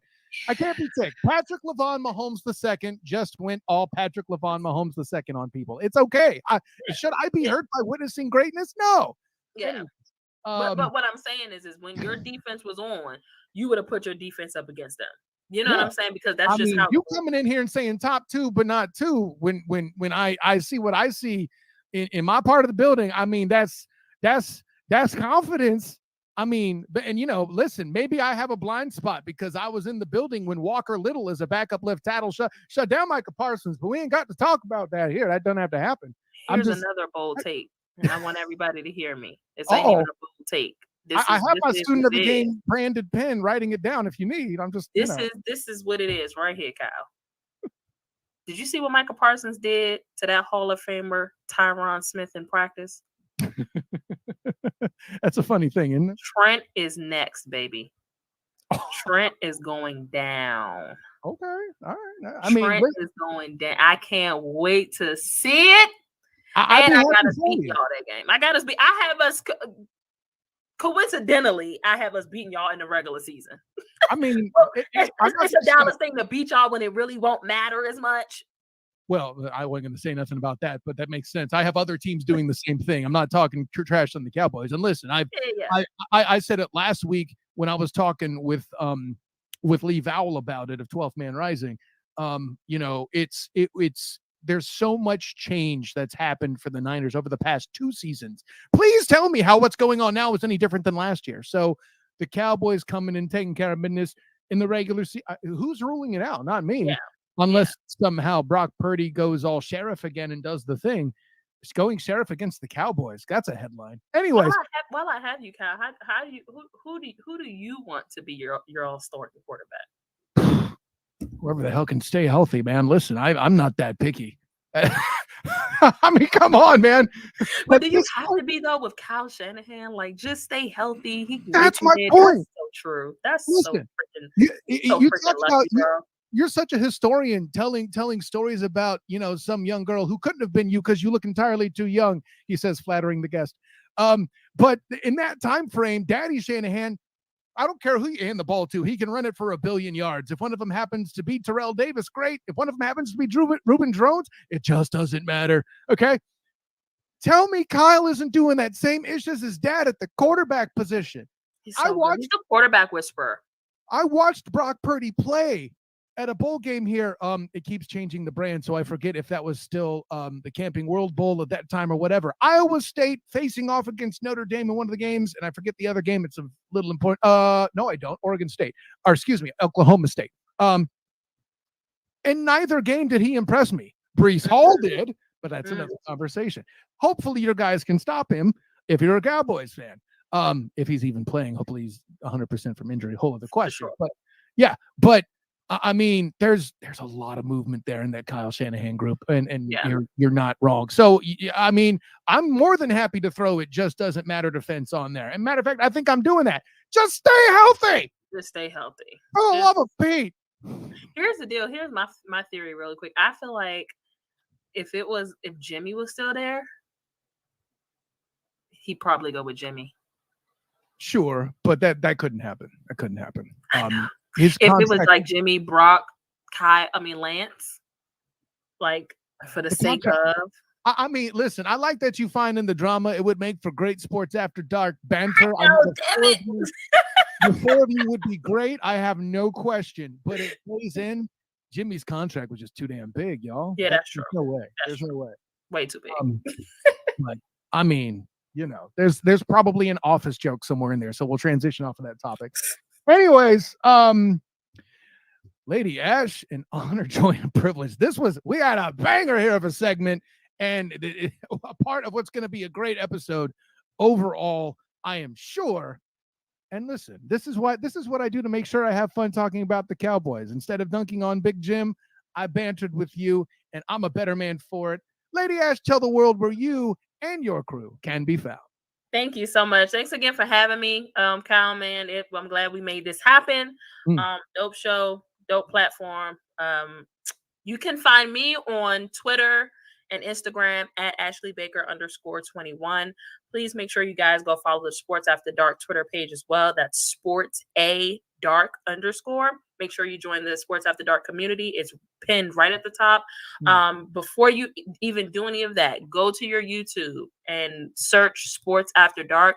Hit the subscribe button. We have tons of content always coming through. We got some guests coming on. We'll probably have to have you on at some point, Kyle, depending on what the schedule looks like. Yeah, of course. I wouldn't say no. You know this. Yeah, but we got to throw you on there for sure. Excuse me. So yeah, that's the most important thing. Hit the subscribe button on the YouTube channel Sports After Dark. Shout out to my guy Mark Gunnels, Young Heavy, and C. Lou. Those are my great co-hosts, my fam. They keep me in tip-top sports shape. So I appreciate them, and I appreciate you, Kyle. Hey, likewise, Lady Ash, and don't worry, C. Lou will be here in the building, and I do expect you to have me on the show. I got to see for myself how that red hair go down. There it is. Yes. Lady Ash, an honor, joy, and privilege. Thank you so much. Thanks for And of course, there are few things involving the NFC East on this show that are complete without my good friend, the matriarch of CWall Sports and Entertainment, Candi Waller herself. What's going on, CWall? Hey, this is a pleasant break in training camp. So thank you for having me on. For you, training camps, right? Right, that is true. You're the second person I've had that associates in some other capacity with the Baltimore Ravens. My Cowboys person I had on, Ashley Baker, is somebody who talks about the Ravens all the time too, and previewed the Raven last year. You're at Ravens camp with, of course, also friend of the show and three-point conversion aficionado, the Duchess of DC herself, the Duval diva, Carita Parks. So, and another friend of this show, Darrell Owens, was with you at multiple camps. You do things, Madam President. That's all I'm saying. I appreciate that. Hey, listen, it's got to be propped. I bring you guys on here to plug your stuff. This is the thing. But anyways, so here's the thing. For all the smiles and joy, I got to tell you, I'm looking forward to an interesting conversation. I have this sneaking suspicion there might be some disagreement, but this is okay. It's healthy discourse. But let's start with this, because I got to get your opinion. For all the time you've come on this show regarding specific the Josh Harris / Magic Johnson ownership group transition, which congratulations, it's official. You tried to tell them, but they wouldn't listen. I get it. I think that's one of the reels on here. Yes. That was one of the reels. I said it on here. I said it on your show. I'm like, listen, it's happening. Really?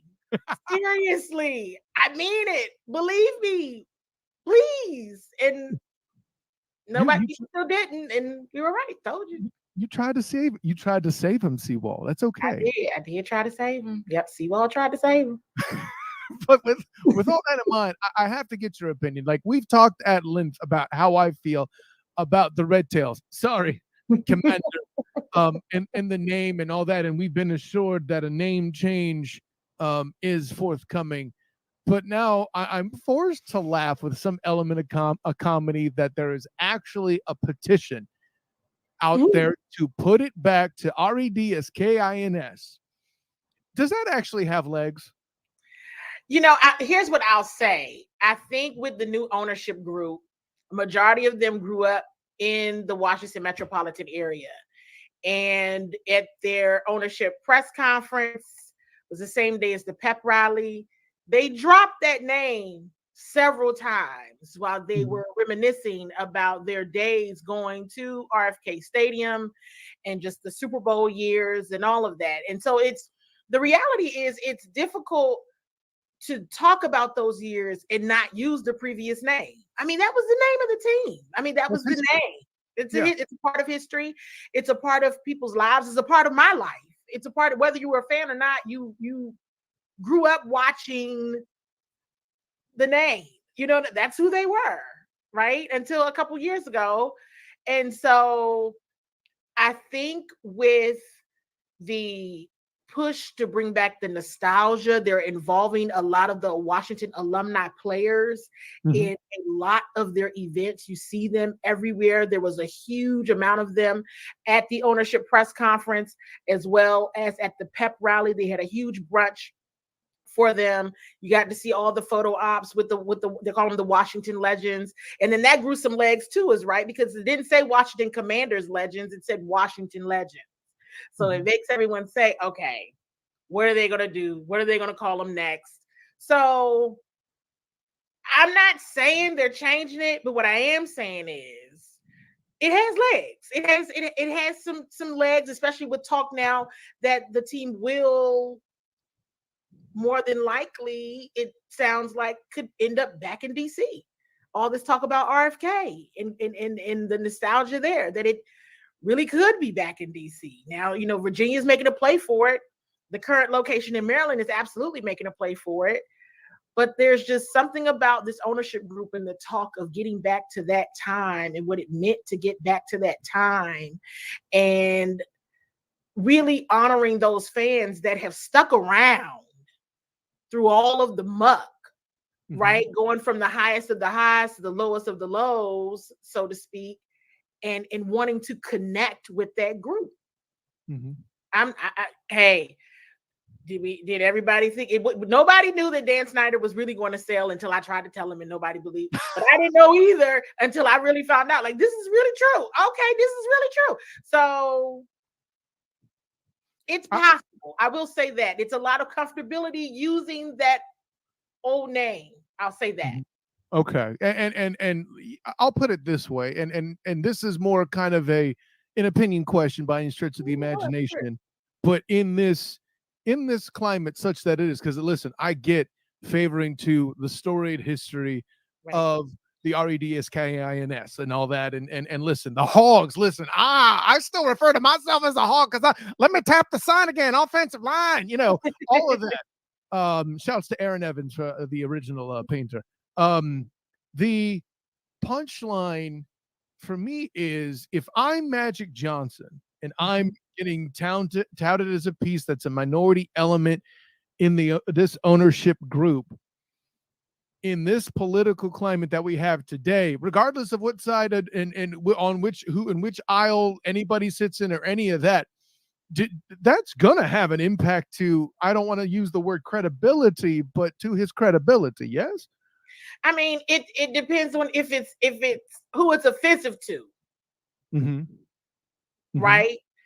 And I'm just going to say this: if they win a Super Bowl, or they start winning, who cares? You're not wrong. I hadn't thought about it. Call them whatever you like, as long as you call them Super Bowl champions with it, right? I mean, it's something about winning that nothing matters really once you do it. Just ask Doug Williams and Mark Rippon. I get you. That's a thing. Okay, and that's a great defense. No matter what problems it may cause, if that franchise is brought to, I'll just say relevance, and not just winning the Super Bowl. If they're in the hunt in the AFC East's most difficult division, as it's been dubbed during this episode. Yeah. Also, that's like saying you're the toughest 8th grader on the playground, but that's cool. I'm making fun of the conference, not the division. Relax, Candi. Listen, I'm a Niners fan. This impacts me. I think my division sucks. I'm saying it. But listen, if you didn't see the video and you're listening to the podcast, the face that CWall made, I can assure she was like, well, I want to say it, but, and that's okay. Listen, I'm gonna get right into it, and this isn't payback. Listen, I gave Lady Ash the business about her Cowboys because who shouldn't? It's the Cowboys. But shouts to Lady Ash. She did a great job tonight. But the part I have to bring attention to, and I think we've touched on this, and based on your reports from camp, I knew this conflict was coming. You're gonna try to make me believe in Sam Howell, aren't you? No, I'm just not trying to. I'm not going to necessarily try to make you believe. I'm just here to report on what I'm saying. Look at this. But I mean, hey, I don't know. I got good fact statements that I want to share. Is that where you want to go first? Go CWall on it. You can tell me I'm a big dummy. So, one of the things that I've been talking about, we talked about this as well. It's just the Eric Bieniemy effect. Correct. It really is. It really is. Not to bring up, and I'm sure it's going to come up, right? At least the recent drama, right? About, player concerns, about the intensity and why is he this way and all of that. Hey, listen. Again, who cares what you call him? Call him a Super Bowl champion. All right. On that. Can we call you that? You know what I mean? You know what I mean? So it becomes he is making everybody better. He is making everyone be accountable. So I will say this in terms of Sam Howell. When he's on, he's on. And I'm like, whoa, all right, okay, Sam, here we go. I'm still trying to figure out, and perhaps he's even trying to figure out, because as a quarterback, you got to have an identity. Who are you, right? And so what do you want to be known as? Who do you want to be known as the leader? Because regardless of who the team captains are, whatever happens, the quarterback is the leader of the team. Right. That's it. And so he has some great practices and then some other practices not so great. But then that'll be like a quarterback room situation. Like everybody's off that day. But the key is I like his response to the intensity of Eric Bieniemy, and I like his response to corrective action. If he messes something up, he is definitely engaged to the point of he wants to know what happened. He's trying to learn, and you see that corrective action happening in real time. I think that's an important point. Am I going to come on here and say, you know, Sam Howell is your person, add him to your fantasy team? No, I'm not going to tell you that. What I am going to tell you is I think he's going to shock some people just because who is he? What is he? You know, that game at the end of the season against the Cowboys, some people are like, well, it was a meaningless game. It was this, that, and the third. And I have disagreed with that notion of it was, hey, listen, the Cowboys starters played that game. They played. Not very well. And they played. And then when you hear, you know, Sam is not afraid to get in that. And what I'm seeing from Sam as well, I really want to note this. As soon as training camp started, I said to myself, oh, somebody's been in their study book between OTAs and training camp. I could immediately see the difference. I said, oh, somebody had homework and they came back to school the smartest kid in the class. I could tell that he had spent time with his offensive linemen, his receivers, the tight ends in such a way where he's connecting with them, almost like he's knowing each one of them, and just even the placement of the football and almost how fast they're running to get to their spot. It's intriguing to watch. Like I said, I'm not going to say you better pick him up on your fantasy team. No. And if I'm wrong about that, okay, all right. But I'm not going to tell you to do that. But what I am going to say, I'm not going to tell you to do that. I'm glad you went with fantasy team, because I was going to say, is he a Pro Bowler? But I mean, hey, Mitchell Trubisky was a Pro Bowler, whatever. But I mean, you know, so I think the fantasy team draw is a good line of demarcation. And in your defense, it's funny you mentioned the Eric Bieniemy effect. During this stream, we are coincidentally streaming for the first time through Sartoba Media on the In and Out Sports Debate Show. I was with Drew talking about Eric Bieniemy as the X factor, and I think the way I said it was something along lines of, it went from being Sam Howells to Sam how well will he do with Eric Bieniemy, and I think that's the key question. You have lent some positivity, so what I hear you telling me is a gain management potential. You're not saying Ben Roethlisberger is a rookie, but if he's able to command, no, that's not even meant to be a pun. I like the red tails. What are we doing here? Sorry. Anyways, but if he can take command of the offense like that, to manage the game like that, what I hear you telling me is there's hope. Here's the thing. If this were the NFC South, I'd be like, oh, okay, maybe you'll compete for the playoffs. This division's tough. I mean, with that, I'll put it this way. The good news, if you're wanting to see Sam Howell play, is that Taylor Heineke is not there. He's going to supplant Desmond Ridder soon enough. What I mean to say is and the Commanders do have to see the Falcons this year, so I think they're already predicting by that time Taylor will just may be starting. Oh, you don't want that. Really? So that's whatever. Yeah, as somebody who follows the Washington team, such as you do, I can see that is not a favorable scenario. No question. But I don't think we're not going to see Jacoby Brissett take the field. You don't think? Yeah. No. I think Sam would have to just be terrible for Jacoby to get out there. And let me also say this. I think what is not discussed enough is the Eric Bieniemy effect also means this is a new offensive coordinator. What the team had last year, what Sam Howell and some of the other rookies and free agents that have come back on the team had previously, and a Scott Turner, this is literally night and day. Okay. Literally change for sure in all aspects of the offense. Another key point is this offensive line, they're new to each other. Yes, that's important. This is important. This might be a little rocky. I'm like, oh, what I mean? Sometimes it's hard to tell, Kyle, if this is truly about that defensive line who has been together now with their defensive coordinator for 3-4 years now. They've had the same defensive coordinator. They all know each other very well. They get each other. They work out together. That chemistry and camaraderie, other than opposite of the line, completely almost, new pieces together on the offensive line, completely new offensive coordinator. Here we are with another new quarterback and 2 other new quarterbacks. It's a lot of new pieces.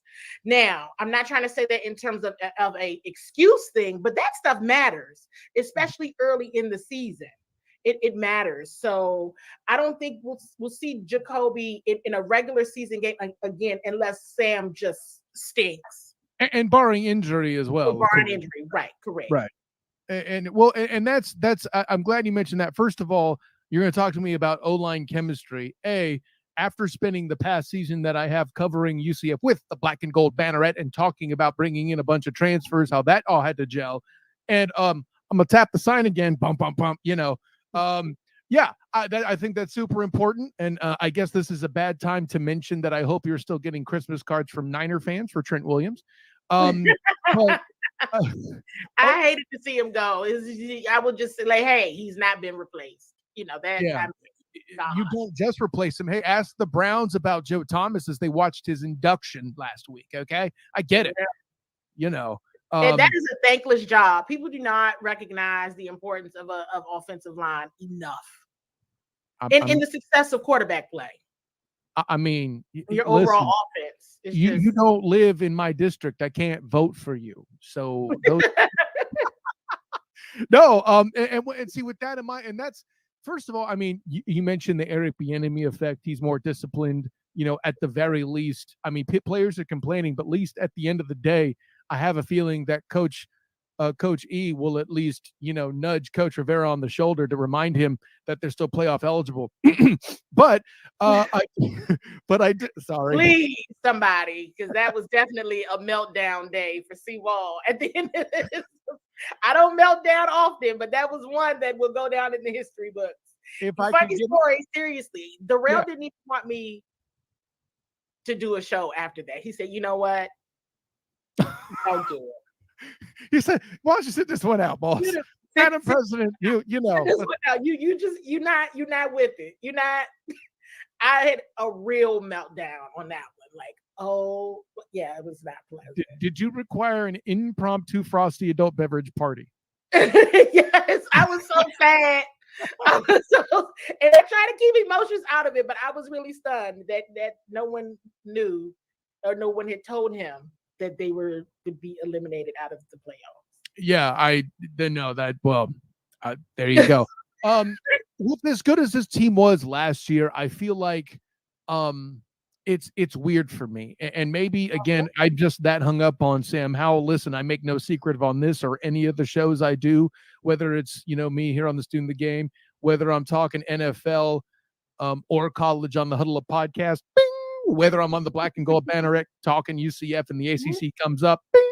I even had to apologize to one of the Virginia transfers when when he came on the Black and Gold Banneret, and I was talking to him, and his answer was very, very generous. He said, well, I mentioned that it was mostly because of FSU. He said, well, don't worry, we at Virginia beat them every time I played them. So there you go. Shouts to Ryan Swoboda, by the way.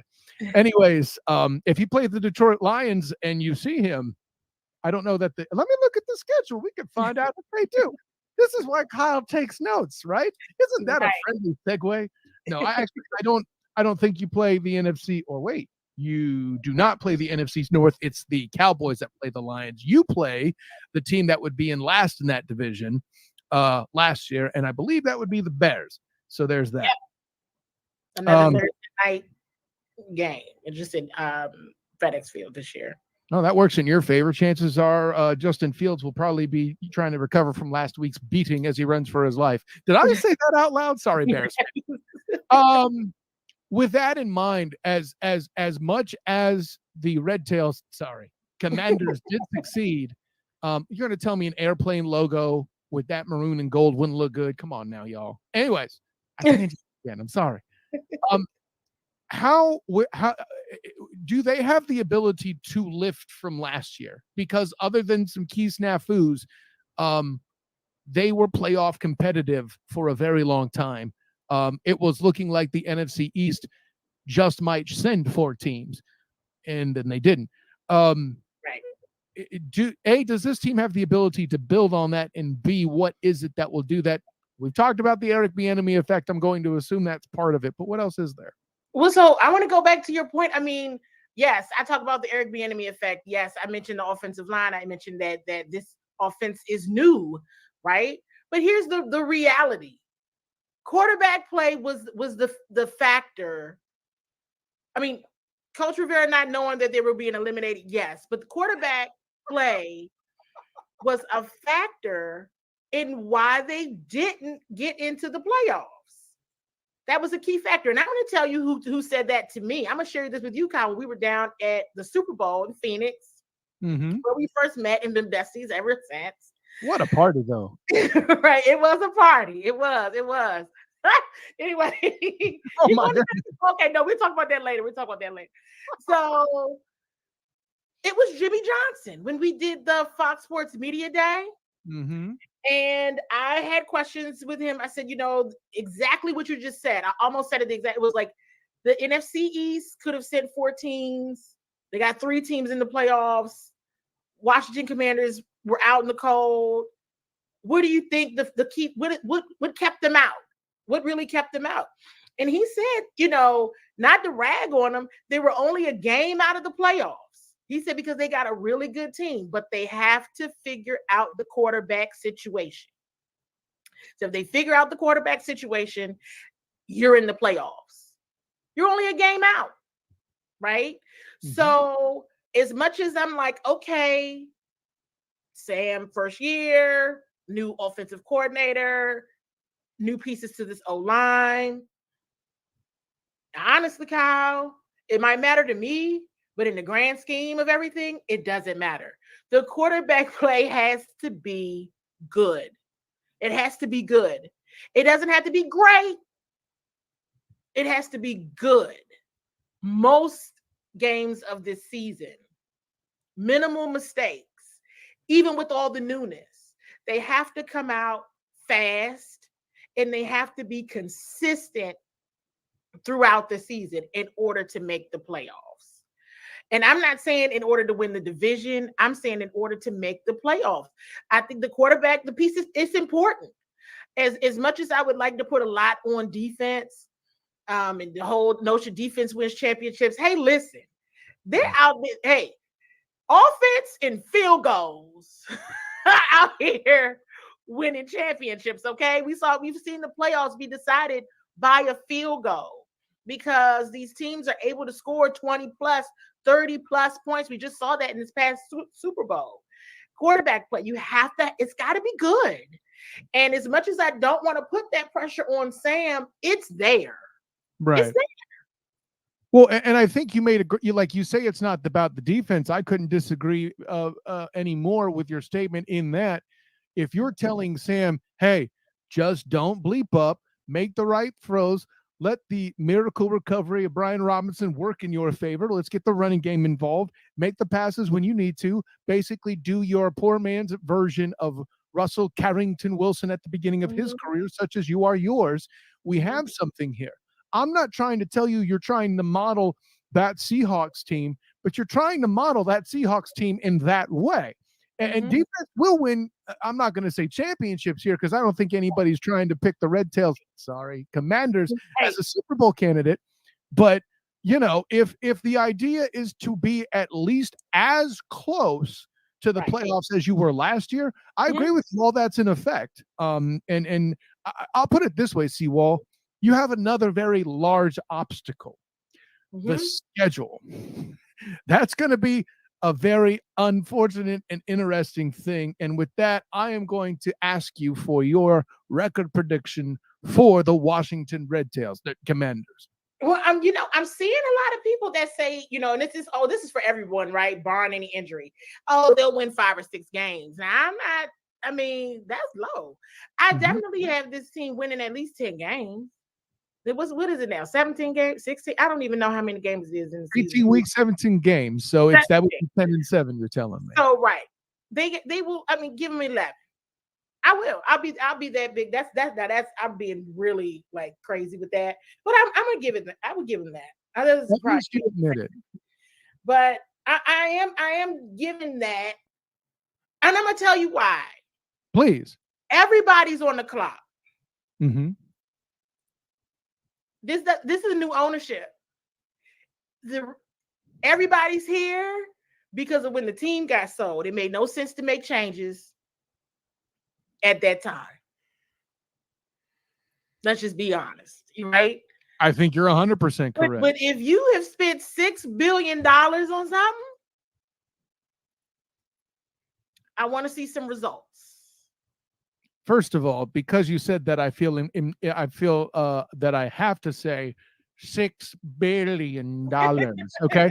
And second, it's for that very reason that I'm going to turn all of it on its head and go a different direction. You can call me a hater if you like, but I'm one of these. Let's see. Let me do math. Yeah. I have 5 games, could just as easily see 6. Here's the problem such that it is. For one, I'm going to start with the AFC East. That's a tough draw. I really, it's awful, but I have all 4 games being lost there. I really think for all the struggles that Belichick has had in his past few whatever years, one thing he consistently feasts on, young quarterbacks that are developing. Guess what you got? Period, point blank. And oh, by the way, you're going to throw his former prodigy, Jacoby Brissett, against him if you don't throw Sam Howell. I'm going to go advantage Bill on that one. Right. So that's why I have that. I have 2-2 in the NFC West simply, and I've said this, I believe it was last week on the NFC West preview when I was talking to Lee Vowell and the sports judge, Jonathan Mathis. That tail wags the widest. I have no idea what the hell we're getting out of that division. Last year, we didn't know what the hell we were getting out of the 49ers. Now, granted, we thought we knew what we were getting out of the Rams, and then John Matthew Stafford disappeared. But, we thought we'd have Kyler Murray, and then he got hurt. But because all those, confusions have been exposed, we may still not know who the hell is playing quarterback, just like last year with the 49ers. That might be about the only thing that's the same as last year in that division. And now we think Geno was good. We didn't think that last year. You see where I'm going. So I'm giving you 2-2 out of that NFC West. Here's the problem. And this is probably where I'll get knocked the most by fellow Red Tail supporters. And that is me thinking that you might win 1 or 2 games in the division. First of all, I'm confident with no prediction I've made in winning divisional games. The NFC East is that crazy,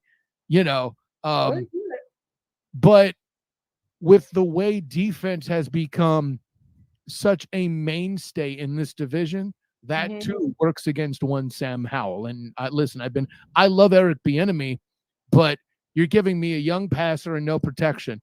I don't have to make the case, CWall. You've made it for me. They're good. I just don't know. I can't tell you if it's this defensive line, because I watch it and I'm like, this is the year that Montez Sweat, Jonathan Allen, Deron Payne, and Chase Young go absolutely bananas. And the reason why they go absolutely bananas is because I think they're well aware this is their last chance to do this together. Mm-hmm. And maybe so they do. It could be them. It could be just that they're that good, but we won't know, right? I'm like, I need to see you up against somebody else, because this is not, you know what I mean? That's a good point. You know what I mean? I really don't know. It's scary. Why? Like, is this real? So that's why I'm like, is the offensive line just? And some days they hold up, but most days they don't. Not against these people. Not against the first team. Now they destroy, everybody else. But you're going up against first team defenses every Sunday. Correct. Thursday night, Monday night, right? So which one is it? And I think that's the outlier of the which one is it. I'll give you this much. They'll keep them in games they wouldn't otherwise be in. And I get it. That defensive line, I agree with you. They're going to go bananas. The problem is you have Gwen Stefani at quarterback. Anyways, I went dad joke on you, CWall. You don't expect me to help out. Oh, girl, that's what I do. Anyways, wow. We've already done a 30-minute segment here. It doesn't feel like we were on that long. I know. I am lucky enough that all the guests have felt like that tonight, but I'm afraid that the unfortunate part of me telling you how much I'm looking for you the next time already, I would, even if it's for you to come on this show and step on in and tell me that you had no doubt. See what I did there? Another Gwen Stefani drop, right? Yes. In the Red Tails, Commanders all along, and you can just dunk on my silly face on my show if I'm that wrong. Be like, I told you, Kyle. I told you. I tried to tell you, but you wouldn't listen. I said, I believed you on the ownership, but this is different. Anyways, CWall. We're all holding our breath on this one, so we'll see. Yeah. No, and to your point too, the last thing I want to touch on, you're absolutely right that the ownership changed hands and all that. And I don't care how much money you spend, though, no amount of money alters time in physics. And they did not have enough time to do a full overhaul. Now, you damn sure come on this show in the coming off season to talk about those moves, because I want to see what they do too. I think that's going to be very compelling. So I'm waiting, because they're watching. I know they are. They soaking it all in. They doing all the fan stuff, all the fun stuff. But they're gonna get down to business real soon if this team doesn't start out fast. Mm-hmm. No, and that makes sense. But I will watch closely, and if I am wrong, like I said, there will be great comedy in my humility. CWall, tell the world where you could be found. Oh, Kyle, I just love doing the show with you. You all can find me on Twitter at CWall SE, on Instagram at CWall Sports, on Facebook, CWall Sports and Entertainment. You can go to my website, www.CWallSE.com. And from there, you can see all the other places, all the Bowie TV stuff, all the everything is all there. So, but those are the general places, and you could join the email list. I do. She'd tell you when things going to happen. If you're busy like me doing all sorts of sports stuff and family and day job and all that, I get a little email. Oh, hey, go watch CWall right quick. Yeah, you are on my email list. So if you go to the website, www.CWallSE.com, you can join the email list and see everything there. Great plug, Kyle. Thank you. What can I say except you're welcome? An honor, joy, and privilege, Madam President. Thank you, Candi Waller. Thank you so much. Man, this is what great lineups look like. If any of these teams had a lineup this good, they would go to the Super Bowl, which is, when you really think about it, kind of what the Eagles did, I guess. But hey, at the end of the day, great time all the way around. Extra special thanks to Her Grace, the Fey Princess of Football, Danielle Orsino, the CEO of the Play Callers Sports Talk, and Eagles Elite and all the other stuff he does. Cool McCain, Lady Ashley Baker of Sports After Dark, and of course, Madam President herself of CWall Sports Entertainment, Candi Waller. What an episode. What a great time. What a way to debut on Sertoba Media with a big episode like this. But of course, I am Kyle Nass, the student of the game. You'd find me on Twitter at the SOTG. Find me on Instagram as the same, the SOTG. Find me on Facebook as the student of the game. Check out my writings with the 3-point conversion, the black and gold banneret, and now Sports Illustrated Fan Nation Jaguar Report. Look for my first article here very soon. Joined up with them shortly. Shouts to my guy, John Shipley, for allowing me that opportunity. And yeah, until next time, my friends, class dismissed.